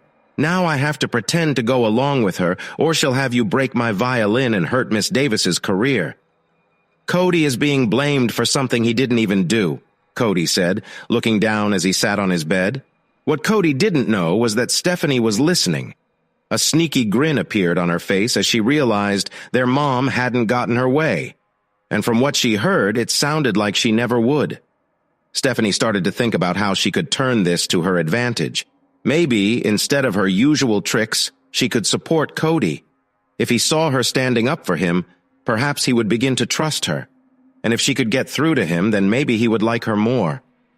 "Cody," Stephanie said quietly, pretending she had just come out of her room and hadn't heard anything from Andy and Cody. "I'm really sorry about what happened earlier." "Yeah, sure," Cody answered, still a bit wary of her as they walked down the hall. "I truly am, Cody," Stephanie said, lightly bumping against him. "I'll make it up to you, I promise." Cody didn't believe her at all. He thought about how his life had become such a strange nightmare. Dinner was pretty normal, filled with the usual teasing among his family. But then Andy surprised Cody by asking lots of questions about the school he would attend after high school. He was especially curious about how Cody got accepted. Cody felt proud that he had done well in his performance of Winter, and he began to hope that he and Andy could actually have a regular brother relationship. However, those hopes vanished when dinner was over, and his mother sent Cody to his room. "Wow!" Cody shouted when his mother opened the bathroom door just as he was about to take a shower. "What? I said I would be here?" Mariah replied casually. Her robe was getting damp from the steam as she closed the door behind her. "No need to be embarrassed, dear." "It's not like I haven't seen you after a shower before," she said, looking at Cody. "Whatever," Cody replied, feeling annoyed. He quickly pulled the shower curtain closed and made sure his back was against the wall. He didn't want to give his mother any more reasons to tease him. I think I need to change that curtain," Mariah remarked, as if she knew what he was thinking. "A good mom needs to keep an eye on her son, and I can't do that if I can't see you properly." "You." Cody peeked out from behind the curtain, his words fading away when he saw his mom standing there. "Could you please give me some privacy?" he asked, looking uncomfortable. "Why should I? You should have locked the door if you didn't want me here," Mariah said, not listening to his request. "You're enjoying this, aren't you?" Cody said, trying to hide his annoyance as he quickly wrapped up his shower. "No, never. But a woman can do extreme things when the one she cares about ignores her so much," Mariah said, staring directly at her son. "That's not true!" Cody shouted, surprised by what was happening. "I told you!" Mariah replied, her anger rising. "You can't talk to me like that! Now for your consequences!" she said, grabbing Cody's chin, her eyes filled with frustration. "You're not being reasonable," Cody said, quickly pulling away from her hold. "Now get in there," Mariah said, guiding her son back to his room after he had showered. She took the towel from around his waist and gave him a serious look. "You won't need this anymore," she said firmly. "Please," Mariah said, insisting. "I've already seen you after your shower. It's time for bed, young man." "But I'm your son," Cody replied, clearly uneasy. "That's enough," Mariah said, showing her frustration. She stepped back, letting Cody quickly grab some pajamas to wear. She wanted to let him keep his pride. "What a shame," Mariah said with a playful tone. "But I have all the time in the world. Do you think you can handle the long months we'll be together?" "Of course," Cody answered, feeling steady as he finished putting on his clothes. He couldn't understand why his mother was acting this way or what was going on with her. "Why now? She's never really paid attention to me before," he thought as he buttoned his pajama shirt. She must be dealing with something. That's got to be why she's acting like this, he thought, trying to figure it out. You've made me wait, Cody, Mariah said when he came out of the closet. Come on, it's time for bed, she said, patting the space beside her. Friday night. Cody, Andy whispered as he quietly entered his brother's room after their mom left to get ready for the party. Yeah, Cody replied, spinning around in his chair. Do you want to get out of here? Andy asked, excited to help his brother escape the heavy feeling at home. Of course, Cody said, feeling happier at the idea. Great, Andy said, tossing Cody his car keys. He knew they couldn't leave together, or their mom would get suspicious and start looking for them. Too many people she trusted would want to help her find them. Why not go see Megan? Maybe you'll get to know her better without me around, Andy suggested with a smile. What about you? Cody asked, looking at the keys in his hand. Don't worry about me. I'll keep things busy for you. I'm good at that, Andy said. Since Cody told him about their mom's trouble with his teacher, Andy had been thinking a lot about how he acted. It made him want to be a better brother. Now get out of here, and don't come back until at least 2 a.m. By then, their mom would be tired from the party, and it would be easier for Cody to slip back in without being noticed. Thanks, bro, Cody said, glad to see this new side of Andy. No problem, Andy replied, brushing off the thanks. It's the least I can do for everything you've done for me. Looks like you're planning something, Stephanie said, appearing behind Andy. She had overheard them and was ready to lend a hand. Don't worry, I'm here to help, she said, smiling at her brothers. Andy and Cody exchanged looks, trying to judge if she was sincere. All right, come on, Mom is probably in the living room right now, so this is your best chance, Stephanie said, glancing at Cody. She didn't know who Megan was, but she hoped she wasn't after anything bad from her little brother. Don't trust Stephanie, Andy whispered to Cody. He knew his sister well enough to see that she wasn't being nice for no reason. Cody nodded as they quietly made their way down the hall. Mom! Cody is sneaking out! Stephanie shouted as she rushed down the hallway. What? Mariah gasped. Cody quickly moved as Andy pushed him out the door. Go! I'll keep them busy as long as I can, Andy said, closing the door fast. Cody's heart raced as he ran down the stairs after sharing one last nod with Andy through the door. He slammed the driver's side door of his brother's car shut. He hoped Andy would understand why he left so quickly, but he couldn't get caught. He didn't know what their mom would do if she found him. His phone buzzed in the cup holder and he saw his mom's number on the screen. Yeah, like I'm going to answer that, Cody grumbled, rolling his eyes as he drove fast down the highway toward the city. He knew she would be reaching out to others to find him. He also realized that some people would want to make money by tracking him down, so he needed to find a safe place soon. As he drove, he saw his teacher on the sidewalk with bags of groceries. He quickly shifted gears to slow down the car and called out, Miss Davis! Cody, what are you doing here? Miss Davis asked, leaning closer to the open window. I was just heading into the city. Do you need a ride? I'd be happy to take you home, Cody offered, hoping this would give him a temporary place to hide. Are you sure? I wouldn't want to bother you, Miss Davis replied, trying to stay calm. It's no trouble at all, Cody said, opening the door for her. You can put your groceries in the back seat. Thanks for the ride, she said, fastening her seatbelt. So, do you have plans for tonight? Miss Davis asked as they began to drive. Not really, Cody said, turning into the parking lot of the apartments. I kind of left home without a plan. Then you haven't had dinner yet, she asked. No, Cody answered, remembering what his brother had mentioned. I'm not a great cook, but I can make some spaghetti if you're interested, Miss Davis offered, hoping to spend some time together. Just then, 2 police cars entered the parking lot with their lights flashing. You in the car! Put your hands up! Shouted one of the officers. Cody, what's happening? Miss Davis asked, looking worried. I don't know, Cody said, feeling just as confused. Passenger, slowly open your door, the officer instructed. Miss Davis took a deep breath, her heart racing as she looked at Cody, unsure of what would happen next. Davis followed the officer's instructions while another officer came up from the other side. Driver, please step out of the car slowly, the officer instructed.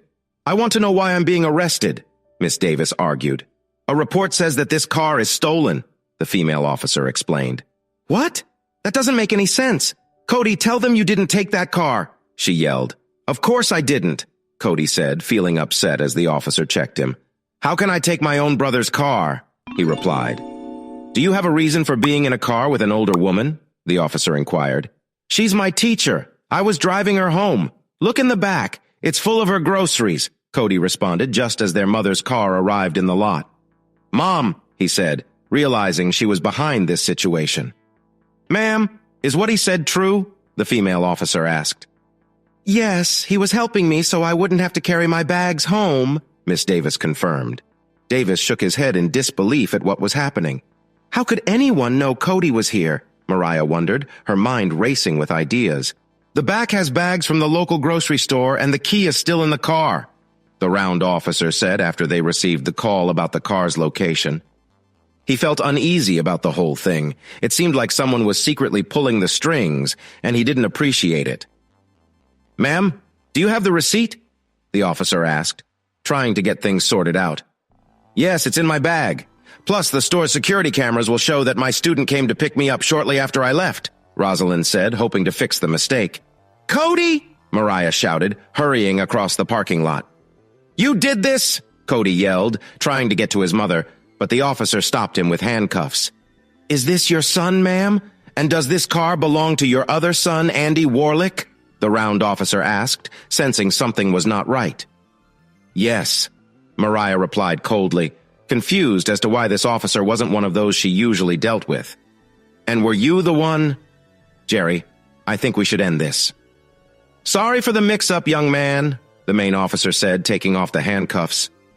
Leave me alone, Cody mumbled quietly. Mind your words, kid, the officer replied sharply. Thank you for clearing things up, officer, the female officer said as she let Rosalind go. You'll regret this when my lawyer gets involved. Wrongfully holding someone is a big deal, Rosalind said, trying to make the officers see how serious this was. I think it's time for us to go, the officer said, giving a small nod to Mariah. Now get in that car.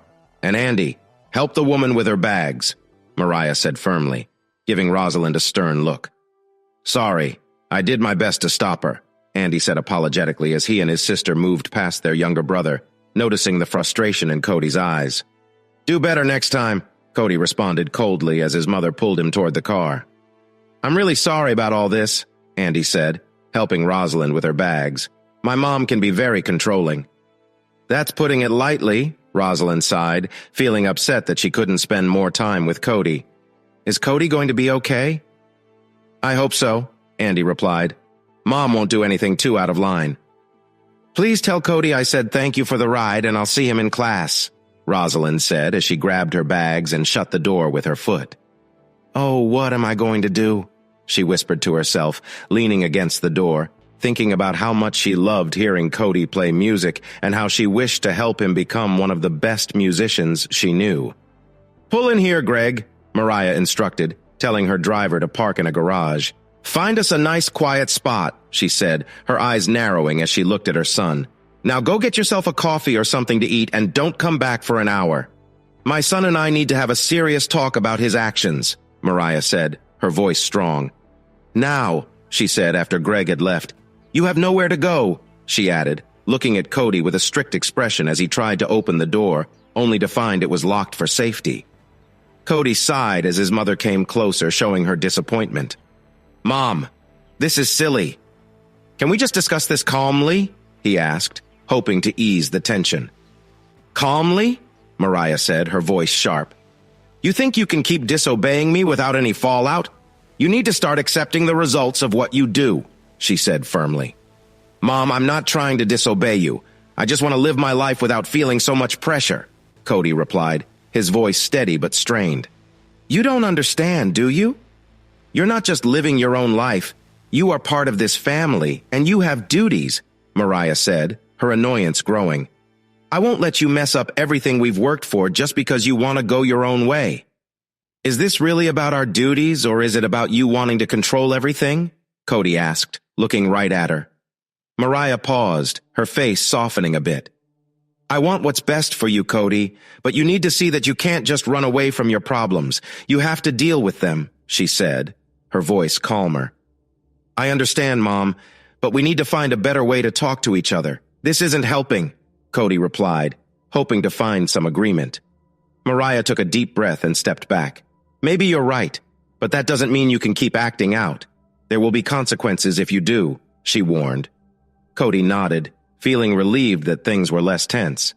"I get it. I'll try my best, but I really need some space," he said. "Space?" Mariah asked, her tone questioning. "I'm your mother. I'm not going to just leave you," Mariah said, her voice calming down a bit. "I know, but we both need to adjust. Let's get home first and talk about it later, okay?" Cody suggested. Mariah nodded, her anger fading away. "All right, we'll discuss it when we get home," she agreed, signaling for Greg to come back. As they waited in silence, Cody hoped this would be the start of a better relationship with his mom, even though he knew it would take some time. She realized her son would go to great lengths to support that woman. "In the end, everyone gives in," she thought. "I'm not happy about this," Cody said, looking away as a tear dropped onto the seat. "I promise, Cody, over time you'll see things differently," Mariah said gently, resting her hand on his shoulder. "Look at me, Cody," she urged. "You're making a hard choice, but you will understand it one day." "I don't care," Cody said, his voice shaking. Mariah didn't seem sorry as she kept going, her determination clear. "Cody, do you get what's happening?" Mariah asked, leaning in close to make her point. "You're going to stop this and let me go," Cody said, hoping someone would come to help him. "I'm going to make sure you stay near me. If you try to leave, there will be consequences for those you care about," Mariah said, her voice cold and firm. "If you do this, I'll go to the police and tell them everything," Cody said, trying to be strong. "Please," Mariah replied with a dismissive wave. "Do you really think they will believe you over me? I have connections, Cody. There's nowhere you can hide from me," she said, tightening her hold on him. "Andy, Greg, where are you?" Cody thought desperately as he faced the difficult situation. "What will you choose, Cody? Will you be with me or will you just watch everything fall apart?" Mariah asked, putting pressure on Cody. "Okay," Cody replied quietly, feeling stuck by his mother's demands. "Great," Mariah said, happy with his answer. "Now let's go home," she added, motioning for Greg to turn around. During the drive home, Cody felt really sad. He knew his mother had gone too far and he didn't know how he would heal from what happened. When they got home, Andy noticed something was wrong right away. "Cody!" he shouted, seeing his brother hurry past him and slam the bathroom door. "What did you do?" Andy asked angrily, facing their mother. "Don't talk to me like that. You chose to pull away from me, so I had to do what I thought was right," Mariah said coldly, ignoring his anger. "Now you're free to do whatever you want." "I need to see how Cody is doing." "I think something really bad has happened," Andy said as he walked toward the bathroom. "Whatever," Stephanie replied, rolling her eyes. She didn't care about Cody. She was only focused on her own things. "Cody!" Andy called when he got into the bathroom, but all he heard was crying under the running shower. "Cody, what are you doing?" he asked, shocked to see his brother sitting fully dressed in the shower with cold water splashing over him. "I can never be clean again," Cody said sadly, his tears mixing with the water. "I'm dirty now. Who would want me?" "Cody, come on, wake up!" Andy shouted, gently shaking his brother. "What happened? What did Mom do?" Cody's heart raced as he heard familiar footsteps coming closer. "Don't let her come near me again," he begged, his eyes wide with fear. "What do you mean?" Andy asked, panic in his voice. "She hurt me," Cody whispered, shaking with worry. "Oh, no!" Andy gasped, feeling heartbroken as he realized what happened. "I had to do it to keep her safe," Cody said softly. "To keep your teacher safe?" Andy asked, feeling a heavy weight in his chest as he grasped how serious this was. Cody just nodded. "What's happening here?" Mariah asked as she put in her left earring. "The drain was stuck, so I was trying to fix it," Andy said, moving to block Cody from their mother's view. "I understand. If it's still not working in the morning, I'll call a plumber. Now where's your brother?" Mariah asked, wanting to see him before her guests arrived. "I thought he was in his room," Andy lied, trying to stay calm.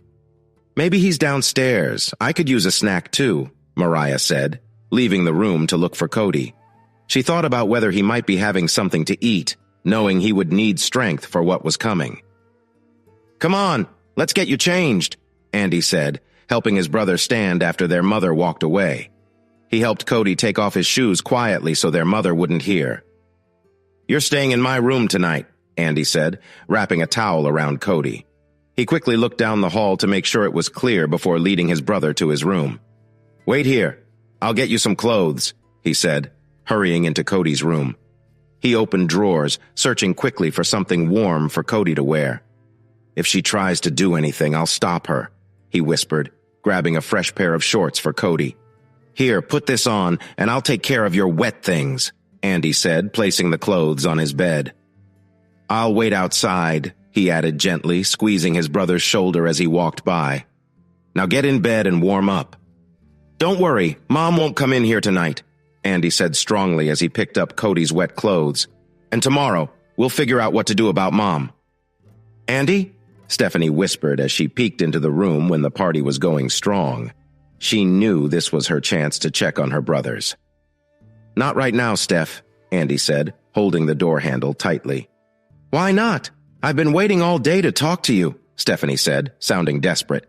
Because I'm not alone, Andy said, stepping aside so the light could show his sleeping brother. Why is Cody in your bed? What's going on? Stephanie asked, looking puzzled. Mom did something really bad to Cody and he needs to rest. If you care about him at all, you'll let him be, Andy said, his voice full of frustration. No way! Mom would never do that, Stephanie said, covering her mouth in surprise. Well, it seems she did. I found him in the shower swaying a bit, Andy said, glancing at his brother. Let me help, Stephanie said with concern. No matter what had happened, Cody was still her brother and she couldn't ignore him. You promise? Of course, Stephanie answered. Why is he still shaking? She asked, noticing Cody's body trembling. He was in the cold water for too long. I don't think he's warmed up yet, Andy said, gently shutting the door. Help me get warm, Andy, Stephanie said, turning away from him. Why? Andy asked, unsure of her intentions. Because the quickest way to warm him up is to share body heat, and I don't see you getting in bed with him, Stephanie explained as she took off her dress and let it drop to the floor. Could you please hang this up for me? She said as she walked over to the bed trying to help Cody. Are you going to stay with him all night? Stephanie asked, moving a bit closer to Cody to help him feel better. Yeah, Mom isn't coming near Cody tonight, Andy replied as he sat back down at his desk. Why would Mom do this to him? Stephanie asked, holding Cody tightly, wanting to make him feel safe. Cody told me he did it to help his teacher. Mom threatened her and Cody felt he had to act, Andy explained, noticing that Cody had started to stop shaking. Cody did that for a teacher? Stephanie asked, surprised. Yes. Mom thought his teacher liked him or something, and she said she would ruin her job. Cody felt like he had no choice. I don't know if I could be as brave as Cody. You see me, I'm strong. But Cody is the one who put himself on the line to help someone else. Who would have thought that the sibling who doesn't look like us or share my strength is the bravest of all? Andy said, shaking his head. Stephanie pulled Cody close, realizing she had not seen his true strength before. She reflected on how caring Cody had been, even with the tough upbringing they had. I want to support Cody. Like you did earlier today? Andy asked, unsure about her plans. All right, I admit that was a mistake, Stephanie sighed. If I had known what Mom would do, I wouldn't have acted that way. I was just trying to compete with her, but I never meant to upset Cody. Cody, where are you, sweetie? Your mother misses you. Stephanie noticed Cody growing tense in his sleep. Do something, Andy. I don't want Mom to find Cody, Stephanie whispered. Right away, Andy said as he stood up from his chair. Andy, have you? Mariah's eyes went wide as she noticed the serious look on her son's face. He was clearly upset, but he kept his cool. I'm going to say this once, so pay attention. You've made a big mistake. You didn't give Cody a choice, did you? Do you even realize how much this has affected him? You might have heard everything he's worked hard for. I know you well enough. If you found out he was struggling, you'd lose interest. So if this happens again, there will be consequences. Do you understand? Andy said firmly. Mariah could only nod. She hadn't thought about how her actions could hurt Cody. No, Mariah couldn't think that way. Cody was her son. He was strong. Yet she wondered if she had gone too far. Where is he? Mariah asked, trying to calm her racing heart. Somewhere safe from you for the night. Andy said coldly, walking back to his room. Please, Mariah's voice trembled with worry. Where is my son? If I didn't know any better, I'd think you actually cared, Andy said, shaking his head in disbelief before closing his door. I think Cody is getting comfortable, Stephanie said, yawning after holding him close for a bit. You wouldn't mind if I stayed, would you? No, Andy replied, focusing on his math homework. He felt proud as the problems he once found hard to understand started to make sense. I promise I'll make it up to you, Stephanie said, moving closer to Cody. She hoped that whoever took care of Cody in the future would truly value him. Don't worry about it, sis. Cody is what matters most right now, Andy reflected, realizing this was the first time he had really thought about his brother's well-being. What's wrong with me? I say I care for others, but what have I done for my own family? He wondered as he looked at his own reflection. The next morning, Cody woke up and realized two things right away. He wasn't in his own bed, and someone was nearby. He remembered what had happened the night before. Good morning, Cody, Stephanie said, yawning and stretching. Cody quickly got out of bed, noticing he was only in his sleepwear. Cody, take it easy, Andy said, kneeling in front of him as Cody began to worry. You're okay. Okay? What does that mean? Why am I in your room and why is Stephanie here? Cody asked, feeling confused. I was just trying to keep you warm. You felt cold after the shower, Stephanie explained. Cold? Cody echoed, trying to understand. Yes, you were in the cold water for too long. Andy found you like that, Stephanie said. I said that? Cody replied, looking surprised. Yes, Andy confirmed. Thanks for your help, Cody said, looking down. Hey, Stephanie said gently, lifting his chin. There's nothing to be ashamed of. It's really brave of you. About Mom's behavior, Andy started, bringing up things that had happened over the last 2 years. So you two are close? Cody asked, glancing between them. Yes, Stephanie answered, resting her chin on her clasped hands. You're being careful, right? Cody asked quietly. Andy chuckled at his brother's question. Hey now! That means you care about being close to me, Stephanie said, noticing Cody's expression. It's fine. We're even now, she smiled. I didn't really see you clearly, Cody said, trying to change the topic. Oh, I can help with that if you'd like, Stephanie said kindly. Go ahead if it helps you get ready for similar situations, Andy said, giving Cody a reassuring pat on the shoulder. This way, you'll be prepared to deal with Mom, who might try to take charge. Are you okay with this? Stephanie asked Andy. Yes, but let's also work on improving your attitude, Andy replied. All right, but only if you take me out tonight, Stephanie proposed. So, are you two a couple or something? Cody inquired. Kind of, Stephanie answered. Dad gets jealous if I spend too much time with Andy. Mom's behavior towards Andy made things tricky. I'm sorry for that, Cody. I hope you can understand later. Now I see why you didn't want me around. I felt like a tag-along, Cody said, tapping his forehead. Yeah, sorry about that. It was just... Andy started, glancing at Stephanie, both of them blushing. No problem, I understand, Cody said, nodding. I might not have had a girlfriend before, but I know what love looks like, Cody said, feeling a bit shy as he sat on his brother's floor. So how about you show your sister what you can do, Andy said, giving Cody a gentle nudge and noticing his brother's shyness. I'll leave you two alone for a bit, he offered with a nod toward Stephanie. Now, Stephanie said, looking at the door after it closed, before we start talking, I want to say how much you mean to me. I know I haven't shown it much, but you are my brother, and I would never want to hurt you or make you feel bad. If at any time you want to stop, just tell me. I won't be upset. I was really impressed by how you helped that woman, and it made me think about how caring you are. So come here, Stephanie said, encouraging her brother to get closer. Let's talk. Oh, okay, Cody said, standing up a bit nervously. Remember, Cody, being confident is important. It's important to take charge when you need to, Stephanie said, sharing tips on how to handle tough situations. Thanks for your help, Cody replied, listening carefully to her advice. Of course, Stephanie said. I'm here to help you tackle difficult moments and to support you. Being ready for anything that comes your way is very important. Okay, Cody said, feeling a boost of confidence. Now, go get ready.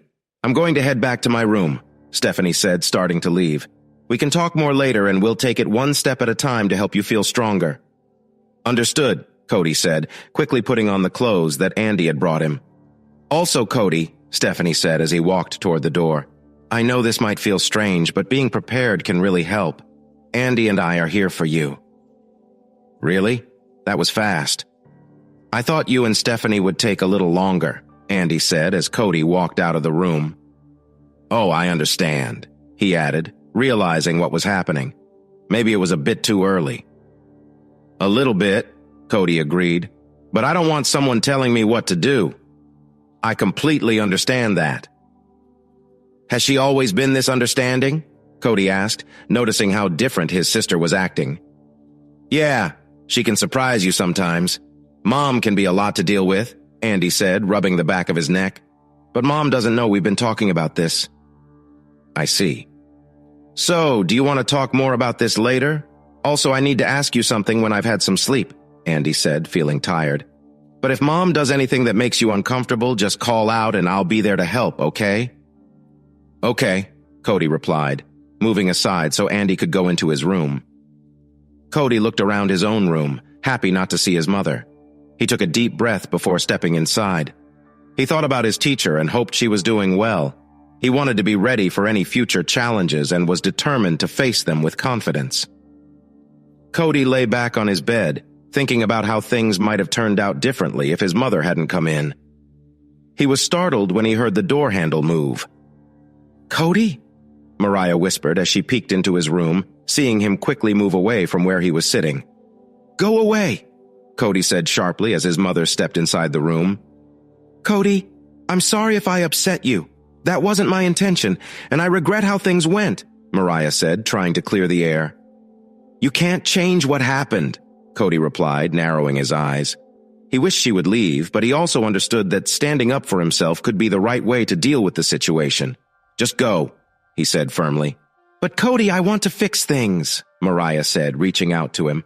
Just leave, Cody insisted, pointing to the door. I can't deal with this. Mariah looked at him, feeling worried and confused. Cody, I know I've made mistakes, but we need to talk, she said. I don't want to talk right now, Cody replied. I need to move on. Mariah nodded, understanding that he wanted some time alone. Okay, I understand. We'll talk later, she said as she left the room. Cody took a deep breath, trying to sort through his thoughts. He wondered how to handle everything and focused on managing his feelings in a positive way. Later, Stephanie came into the room and saw that Cody looked stressed. Are you okay? She asked, her concern clear. Sort of, Cody sighed. He felt overwhelmed by what had happened and didn't know how to cope. Stephanie sat down next to him, ready to listen. I can stay and help you if you want, she said kindly. We can talk or just be together. Thanks, Cody replied, thankful she was there. I just need to sort things out. Stephanie nodded, knowing it was a tough time. I'm here for you and we'll get through this together, she said, giving him a warm smile. Cody thought of the advice his sister had, not for their mother, but for a girl he liked, and maybe another chance if he was lucky. Understanding how to connect with someone you care about is important for when you start a relationship. I want to help you learn so you can feel ready, Stephanie said, showing her support. Oh, okay, Cody said, feeling a bit nervous but seeing the value in learning this. Let's take it slow, she suggested. I'll help you with the basics, Stephanie said, trying to make him feel comfortable.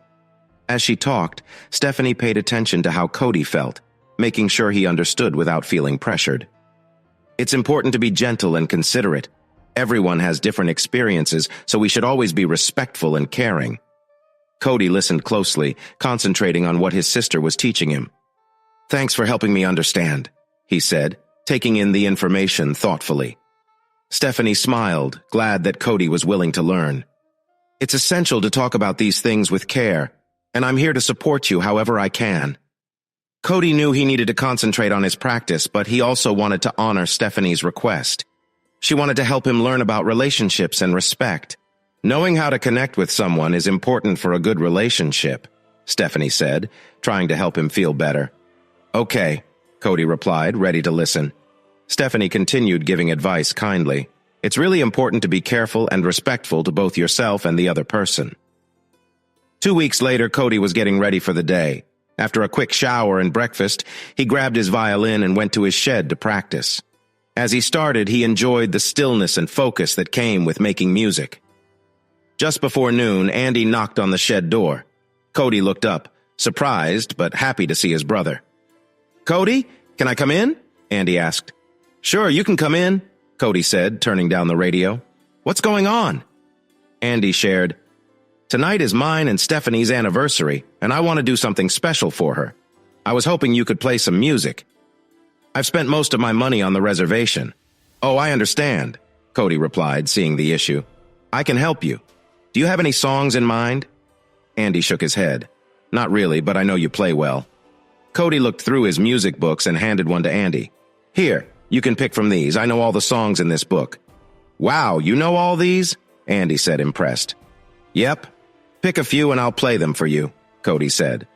Andy chose a few songs, and Cody played them perfectly. Andy was excited. "These songs are great. Stephanie will love them," Andy said. "Awesome. I'll see you at the restaurant," Cody said as he put away his violin. Just then, Stephanie arrived as Andy and Cody were finishing. "Andy, where have you been?" she asked. Andy smiled and said, "I had a favor to ask Cody. He's going to play music for our dinner." Stephanie smiled back. "That sounds wonderful. I'm really looking forward to tonight." "Thanks for helping with this," Andy said as he shook Cody's hand. "You're welcome," Cody replied, quickly walking off to get ready for the evening. "I had a great time this morning. We should do it again," Stephanie said with a friendly smile, noticing Cody's cheeks turning pink. "You shouldn't make him shy," Andy said as Cody rushed back into the house. "I wasn't making fun, Andy," Stephanie said, resting her head on his shoulder. "I meant what I said." "Just be nice to him, okay?" Andy said with concern. He wished he had stopped their mom from creating problems and wanted to fix things. "Of course I won't act like Mom," Stephanie replied as they walked to another part of the yard. "Hi, Cody," Mariah said, making Cody drop a plate. He stepped back, looking worried.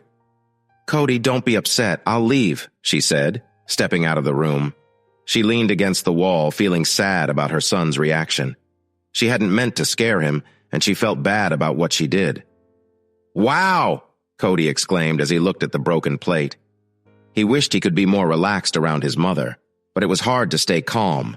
He needed to stay alert to protect Rosalind.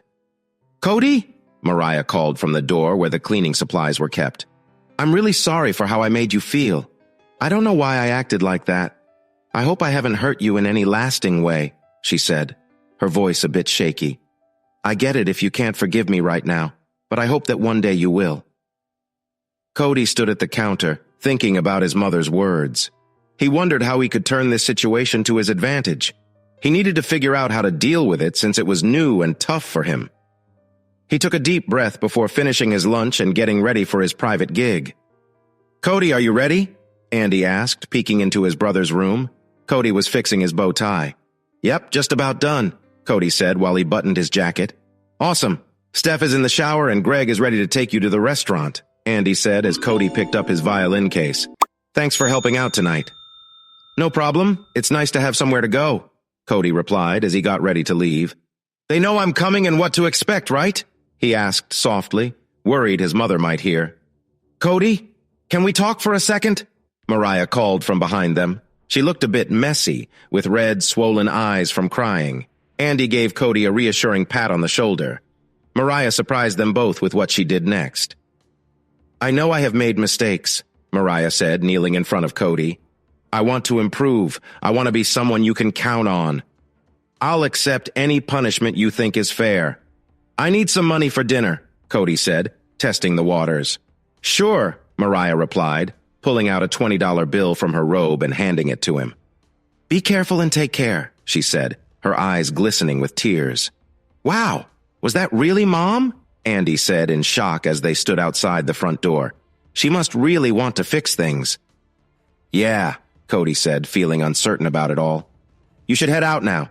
The hostess is waiting for you and the manager said it's fine for you to go.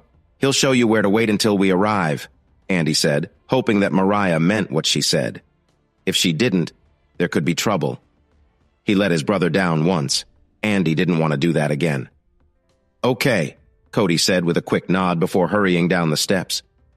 "Where's Cody?" Stephanie asked anxiously as she and Andy slipped out of the house. She hoped her mother didn't notice him. He told me he got a call for a special event, Andy said as he started his car. He wanted it to be a surprise.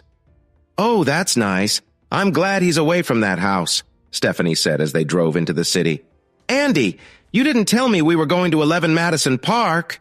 Stephanie gasped with excitement when Andy parked the car and two valets rushed over to open their doors. Good evening, ma'am, one valet said politely, holding her door open. Here you go, sir, said the other valet, giving Andy his parking ticket. I wanted to surprise you, Andy replied, grinning at her as he buttoned his jacket and stepped out of the car. And you really did, Stephanie said, smiling back at him. Oh, just wait. There's more to see, Andy said with a playful grin as they walked up to the hostess. Warlick, table for two, he called out. Please come with me, the hostess responded, guiding them to their seats. Should I bring out that special? She started to say. Yes, please tell him it's time, Andy whispered. What are you up to? Stephanie asked, glancing over her menu. Oh, just a little surprise, Andy said, trying to keep it a secret. Really? Stephanie replied, smiling from behind her menu. The restaurant became quiet as beautiful music filled the air. Stephanie's eyes widened in surprise when she spotted Cody walking towards them, gracefully nodding to the people he passed. You actually did it? I did, Andy said with a smile. I plan to have the best musician here. After all, Cody is the finest violinist I know. Good evening, sir and ma'am, Cody greeted them warmly. I'll be your entertainer for the evening, Cody said with a bow after finishing his song. Oh, Andy, Stephanie said, her eyes lighting up as she looked at her brother. Shall we start with number 4? Cody asked, sharing a knowing look with Andy. Yes, let's also include 3 and 7 since our waiter hasn't come yet, Andy replied, wearing a playful grin. As you wish, Cody said, lifting his violin again. My, it seems someone is trying to impress someone tonight, Stephanie joked. Maybe, Andy said shyly, glancing at her. Stephanie began to see classical music in a new way.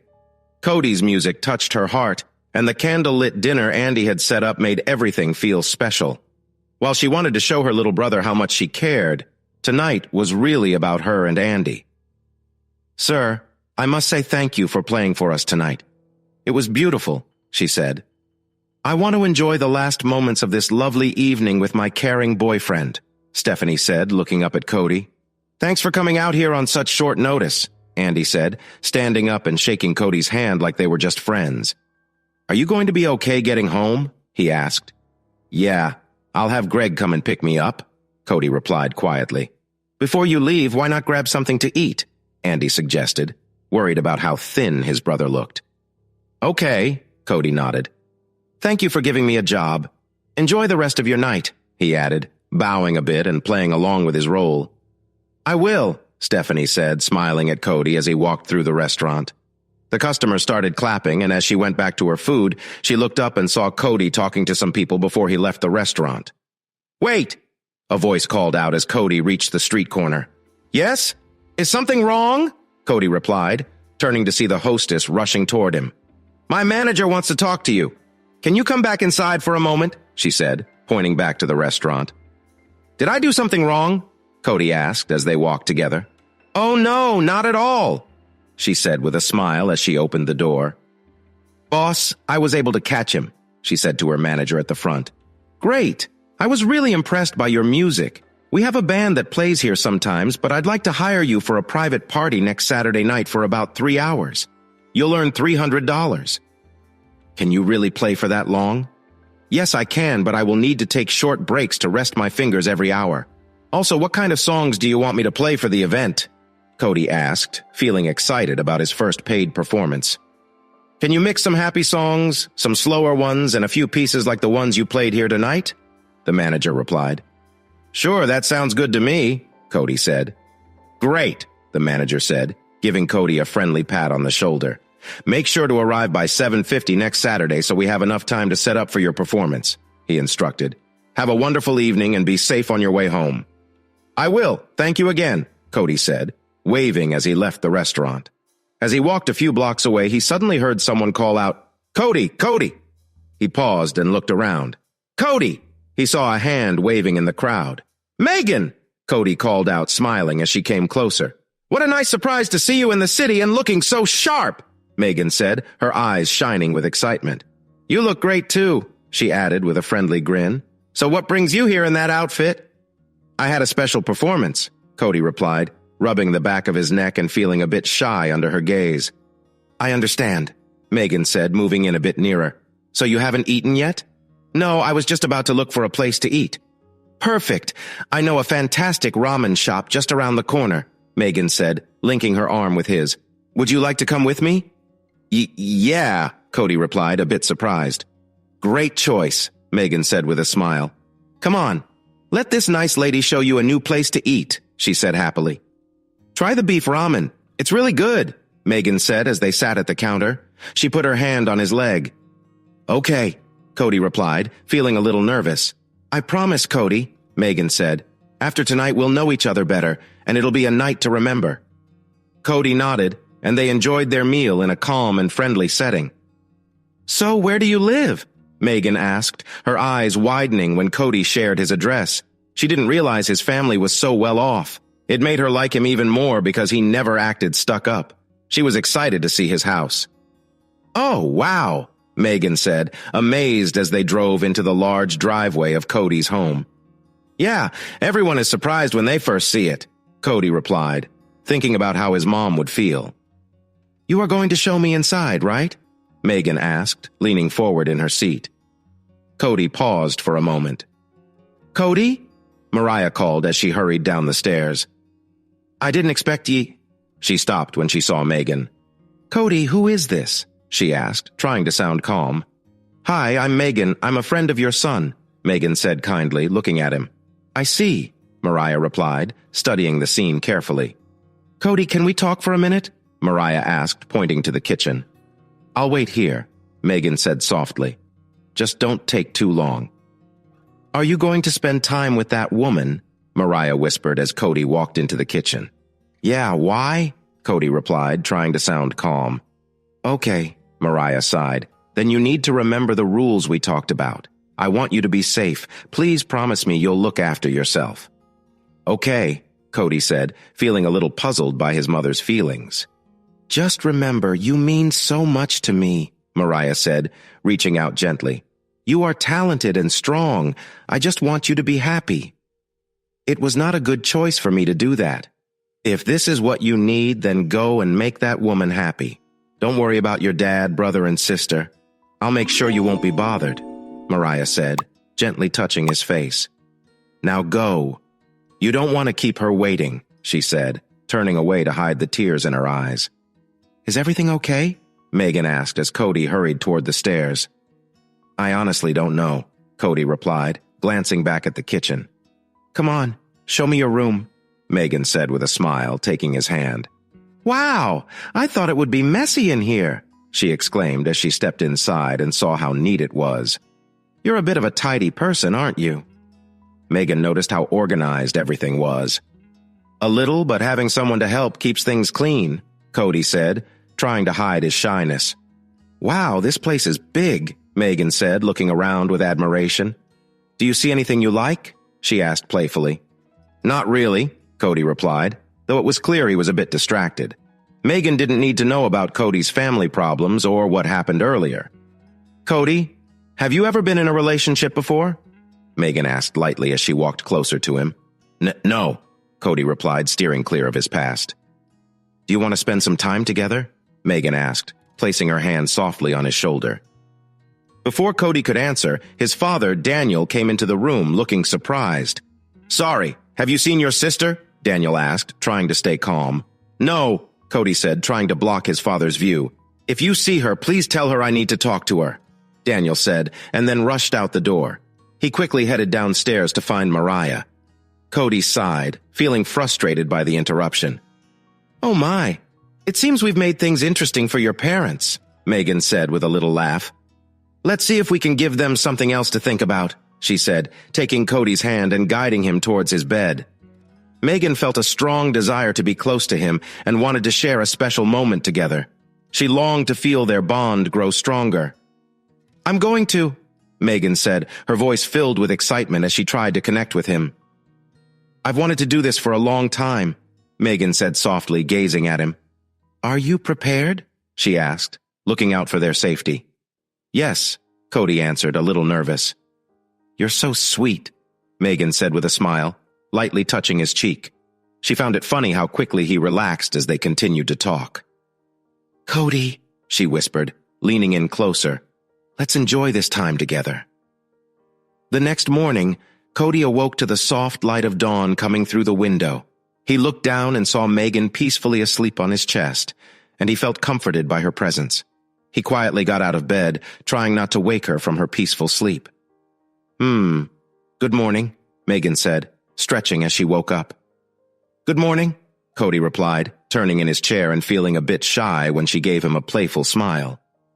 I really enjoyed last night. I hope I wasn't too loud, Megan said, her face bright with happiness.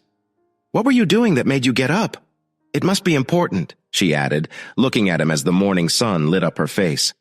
I'm practicing some new songs for a show I have next Saturday night. Oh, which ones? Can you play one for me? Megan asked, clearly excited. Of course, Cody said, standing up. Megan hugged the blanket to her chest as she leaned on her arm. Megan smiled widely as Cody started to play Love Me Like You Do by Ellie Goulding on his violin.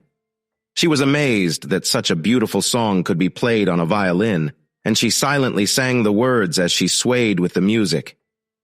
Can I use your shower? I'll be late for work, Megan said, suddenly realizing the time. Of course, Cody replied, putting the violin in its case and checking the hallway to make sure it was empty. He signaled for her to go ahead, and she quickly went into the bathroom. I had a great time last night, Megan said, giving Cody a quick kiss on the cheek. Don't let me rushing to work bother you. I want to see you again, she added, lightly touching his cheek before shutting the door. Oh, wow, Megan exclaimed in surprise as she opened the door, wrapped in a towel. She saw two shocked faces staring at her. Excuse me, I need to get to work, Megan said shyly. Oh, right, Andy said, pulling his sister back. Both looked puzzled as Megan hurried into Cody's room. Andy, who was that and why is she in Cody's room? Stephanie asked, clearly curious. She saw Andy smiling and felt worried. You really shouldn't think about getting close to her, she said firmly. What? No way. Even if I wanted to, she's not into me, Andy replied, glancing at her. What do you mean? Stephanie asked, confused. She likes Cody, Andy whispered, nodding as Cody's door opened. I'm really sorry about this, Megan said, giving Cody a quick kiss.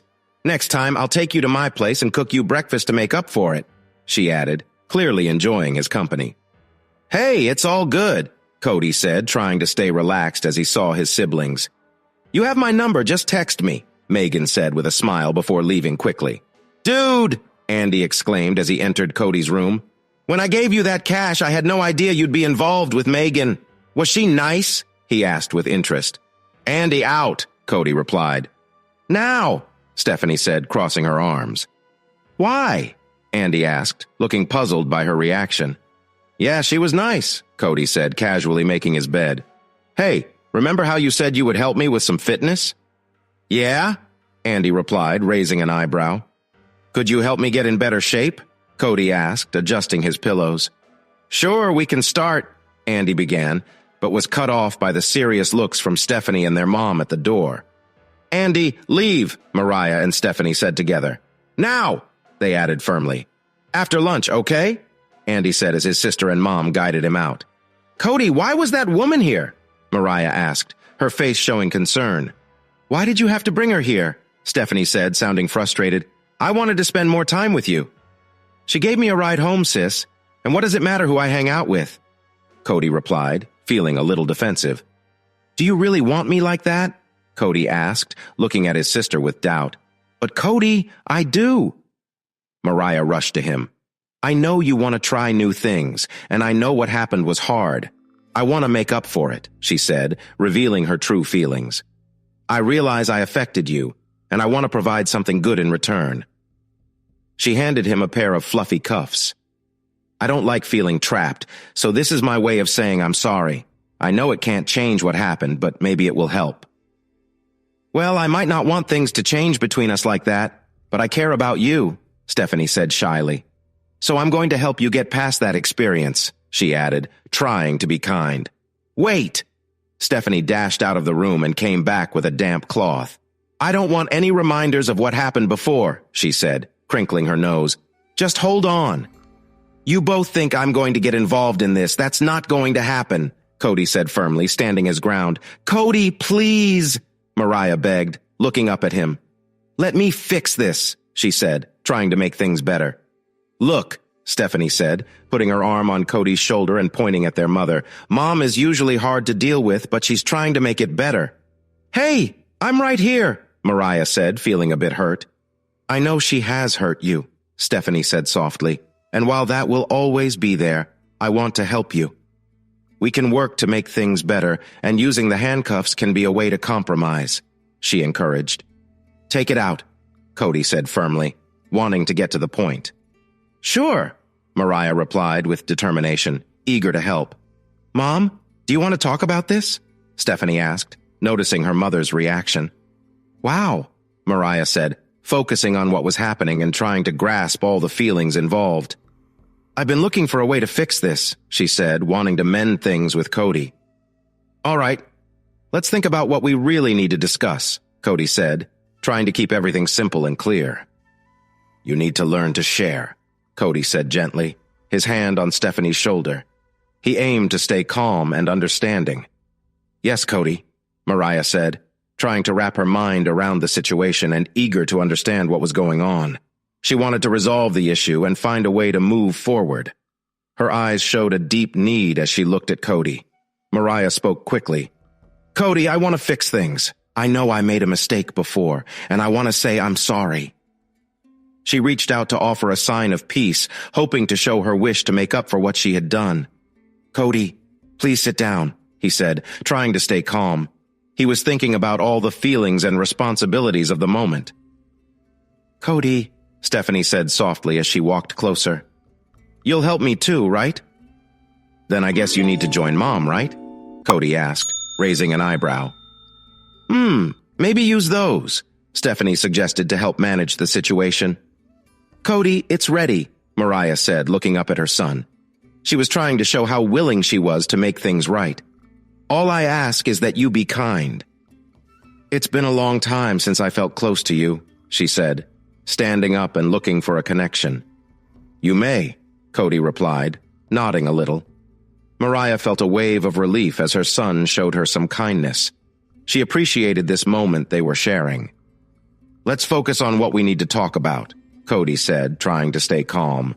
Yes, Cody, Mariah replied, working to understand the situation and express her wish to make things better. Her eyes showed a deep desire as she looked at Cody. Mariah spoke earnestly. Cody, I need to fix our relationship. I know I've made mistakes, and I really want to change that. She reached out, hoping to show her wish to mend their bond. Get ready, Cody said, trying to keep himself steady. He felt the weight of the moment and thought about the ups and downs in their relationship. Cody, Stephanie said softly, you will help me too, right? Then you should talk to Mom, Cody replied, raising an eyebrow. Just be kind about it, Stephanie suggested quietly. Cody, it's ready, Mariah said, looking at her son. She wanted to show that she was ready to fix things and hoped he could see she meant it.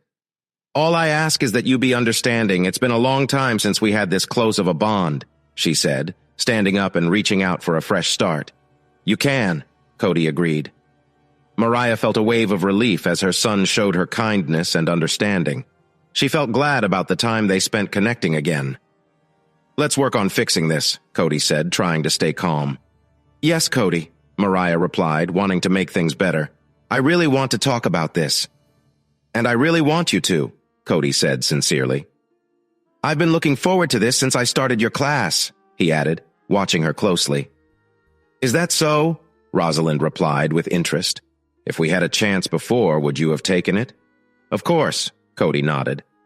Then let's talk in my office, Rosalind said, guiding Cody to her desk.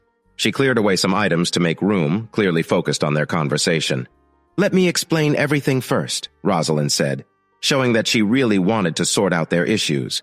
We have some important topics to discuss. Cody settled down, ready for a serious talk. He was set on dealing with the situation professionally and respectfully. "Just let me know what you need from me," Rosalind said, keeping her voice steady as they talked. "Of course," Cody replied, focusing on their discussion. After they finished talking, Cody got ready to leave. "Thank you for taking the time to discuss this," he said kindly. "You're welcome, Cody. I really hope we can sort everything out," Rosalind said sincerely. "Good afternoon, Mr. Warlick," the security guard said as Cody signed in. "Does your mother know you are here?" "She should know since she was the one who called for me," Cody replied. "Got it," the guard said, taking the clipboard back. "I hope this won't take too long," Cody mentioned as he walked toward the elevators. He pressed the button for the top floor and waited for the doors to open. Cody walked through the beautifully decorated halls to his mother's office.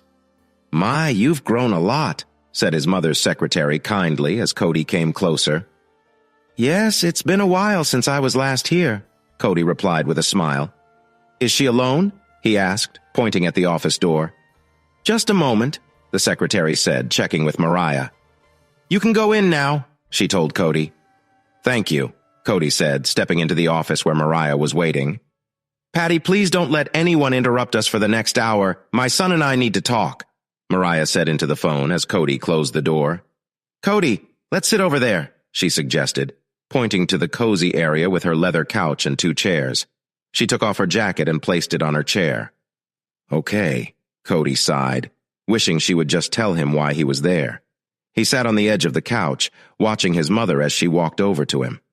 "I've missed you," Mariah said, sitting next to him. "Cody," she said happily, resting her head on his shoulder and placing her hand on his leg. Cody looked sideways, noticing that his mother seemed different when it was just the two of them.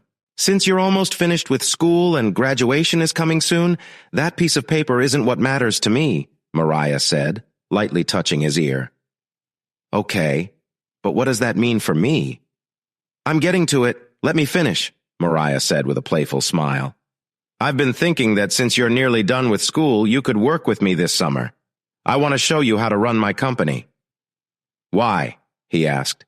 "Because I want the best for you, and this company can help you. I want to make sure you're taken care of," Mariah said. "So when college starts, why not come work with me? I promise you'll think it's worth it." "By that look on your face, I don't think I'll get much done," Cody said with a playful grin. "Oh, are you really concerned about me?" Mariah laughed. "What? This is why you invited me here, right? Fair enough," Mariah answered. The end. Hey listeners, if you enjoyed watching this video and want to stay updated with our latest content, don't forget to hit that subscribe button and turn on notifications. You won't want to miss out on what's coming next. Thanks for watching and see you in the next video with Queen Cheating Tales.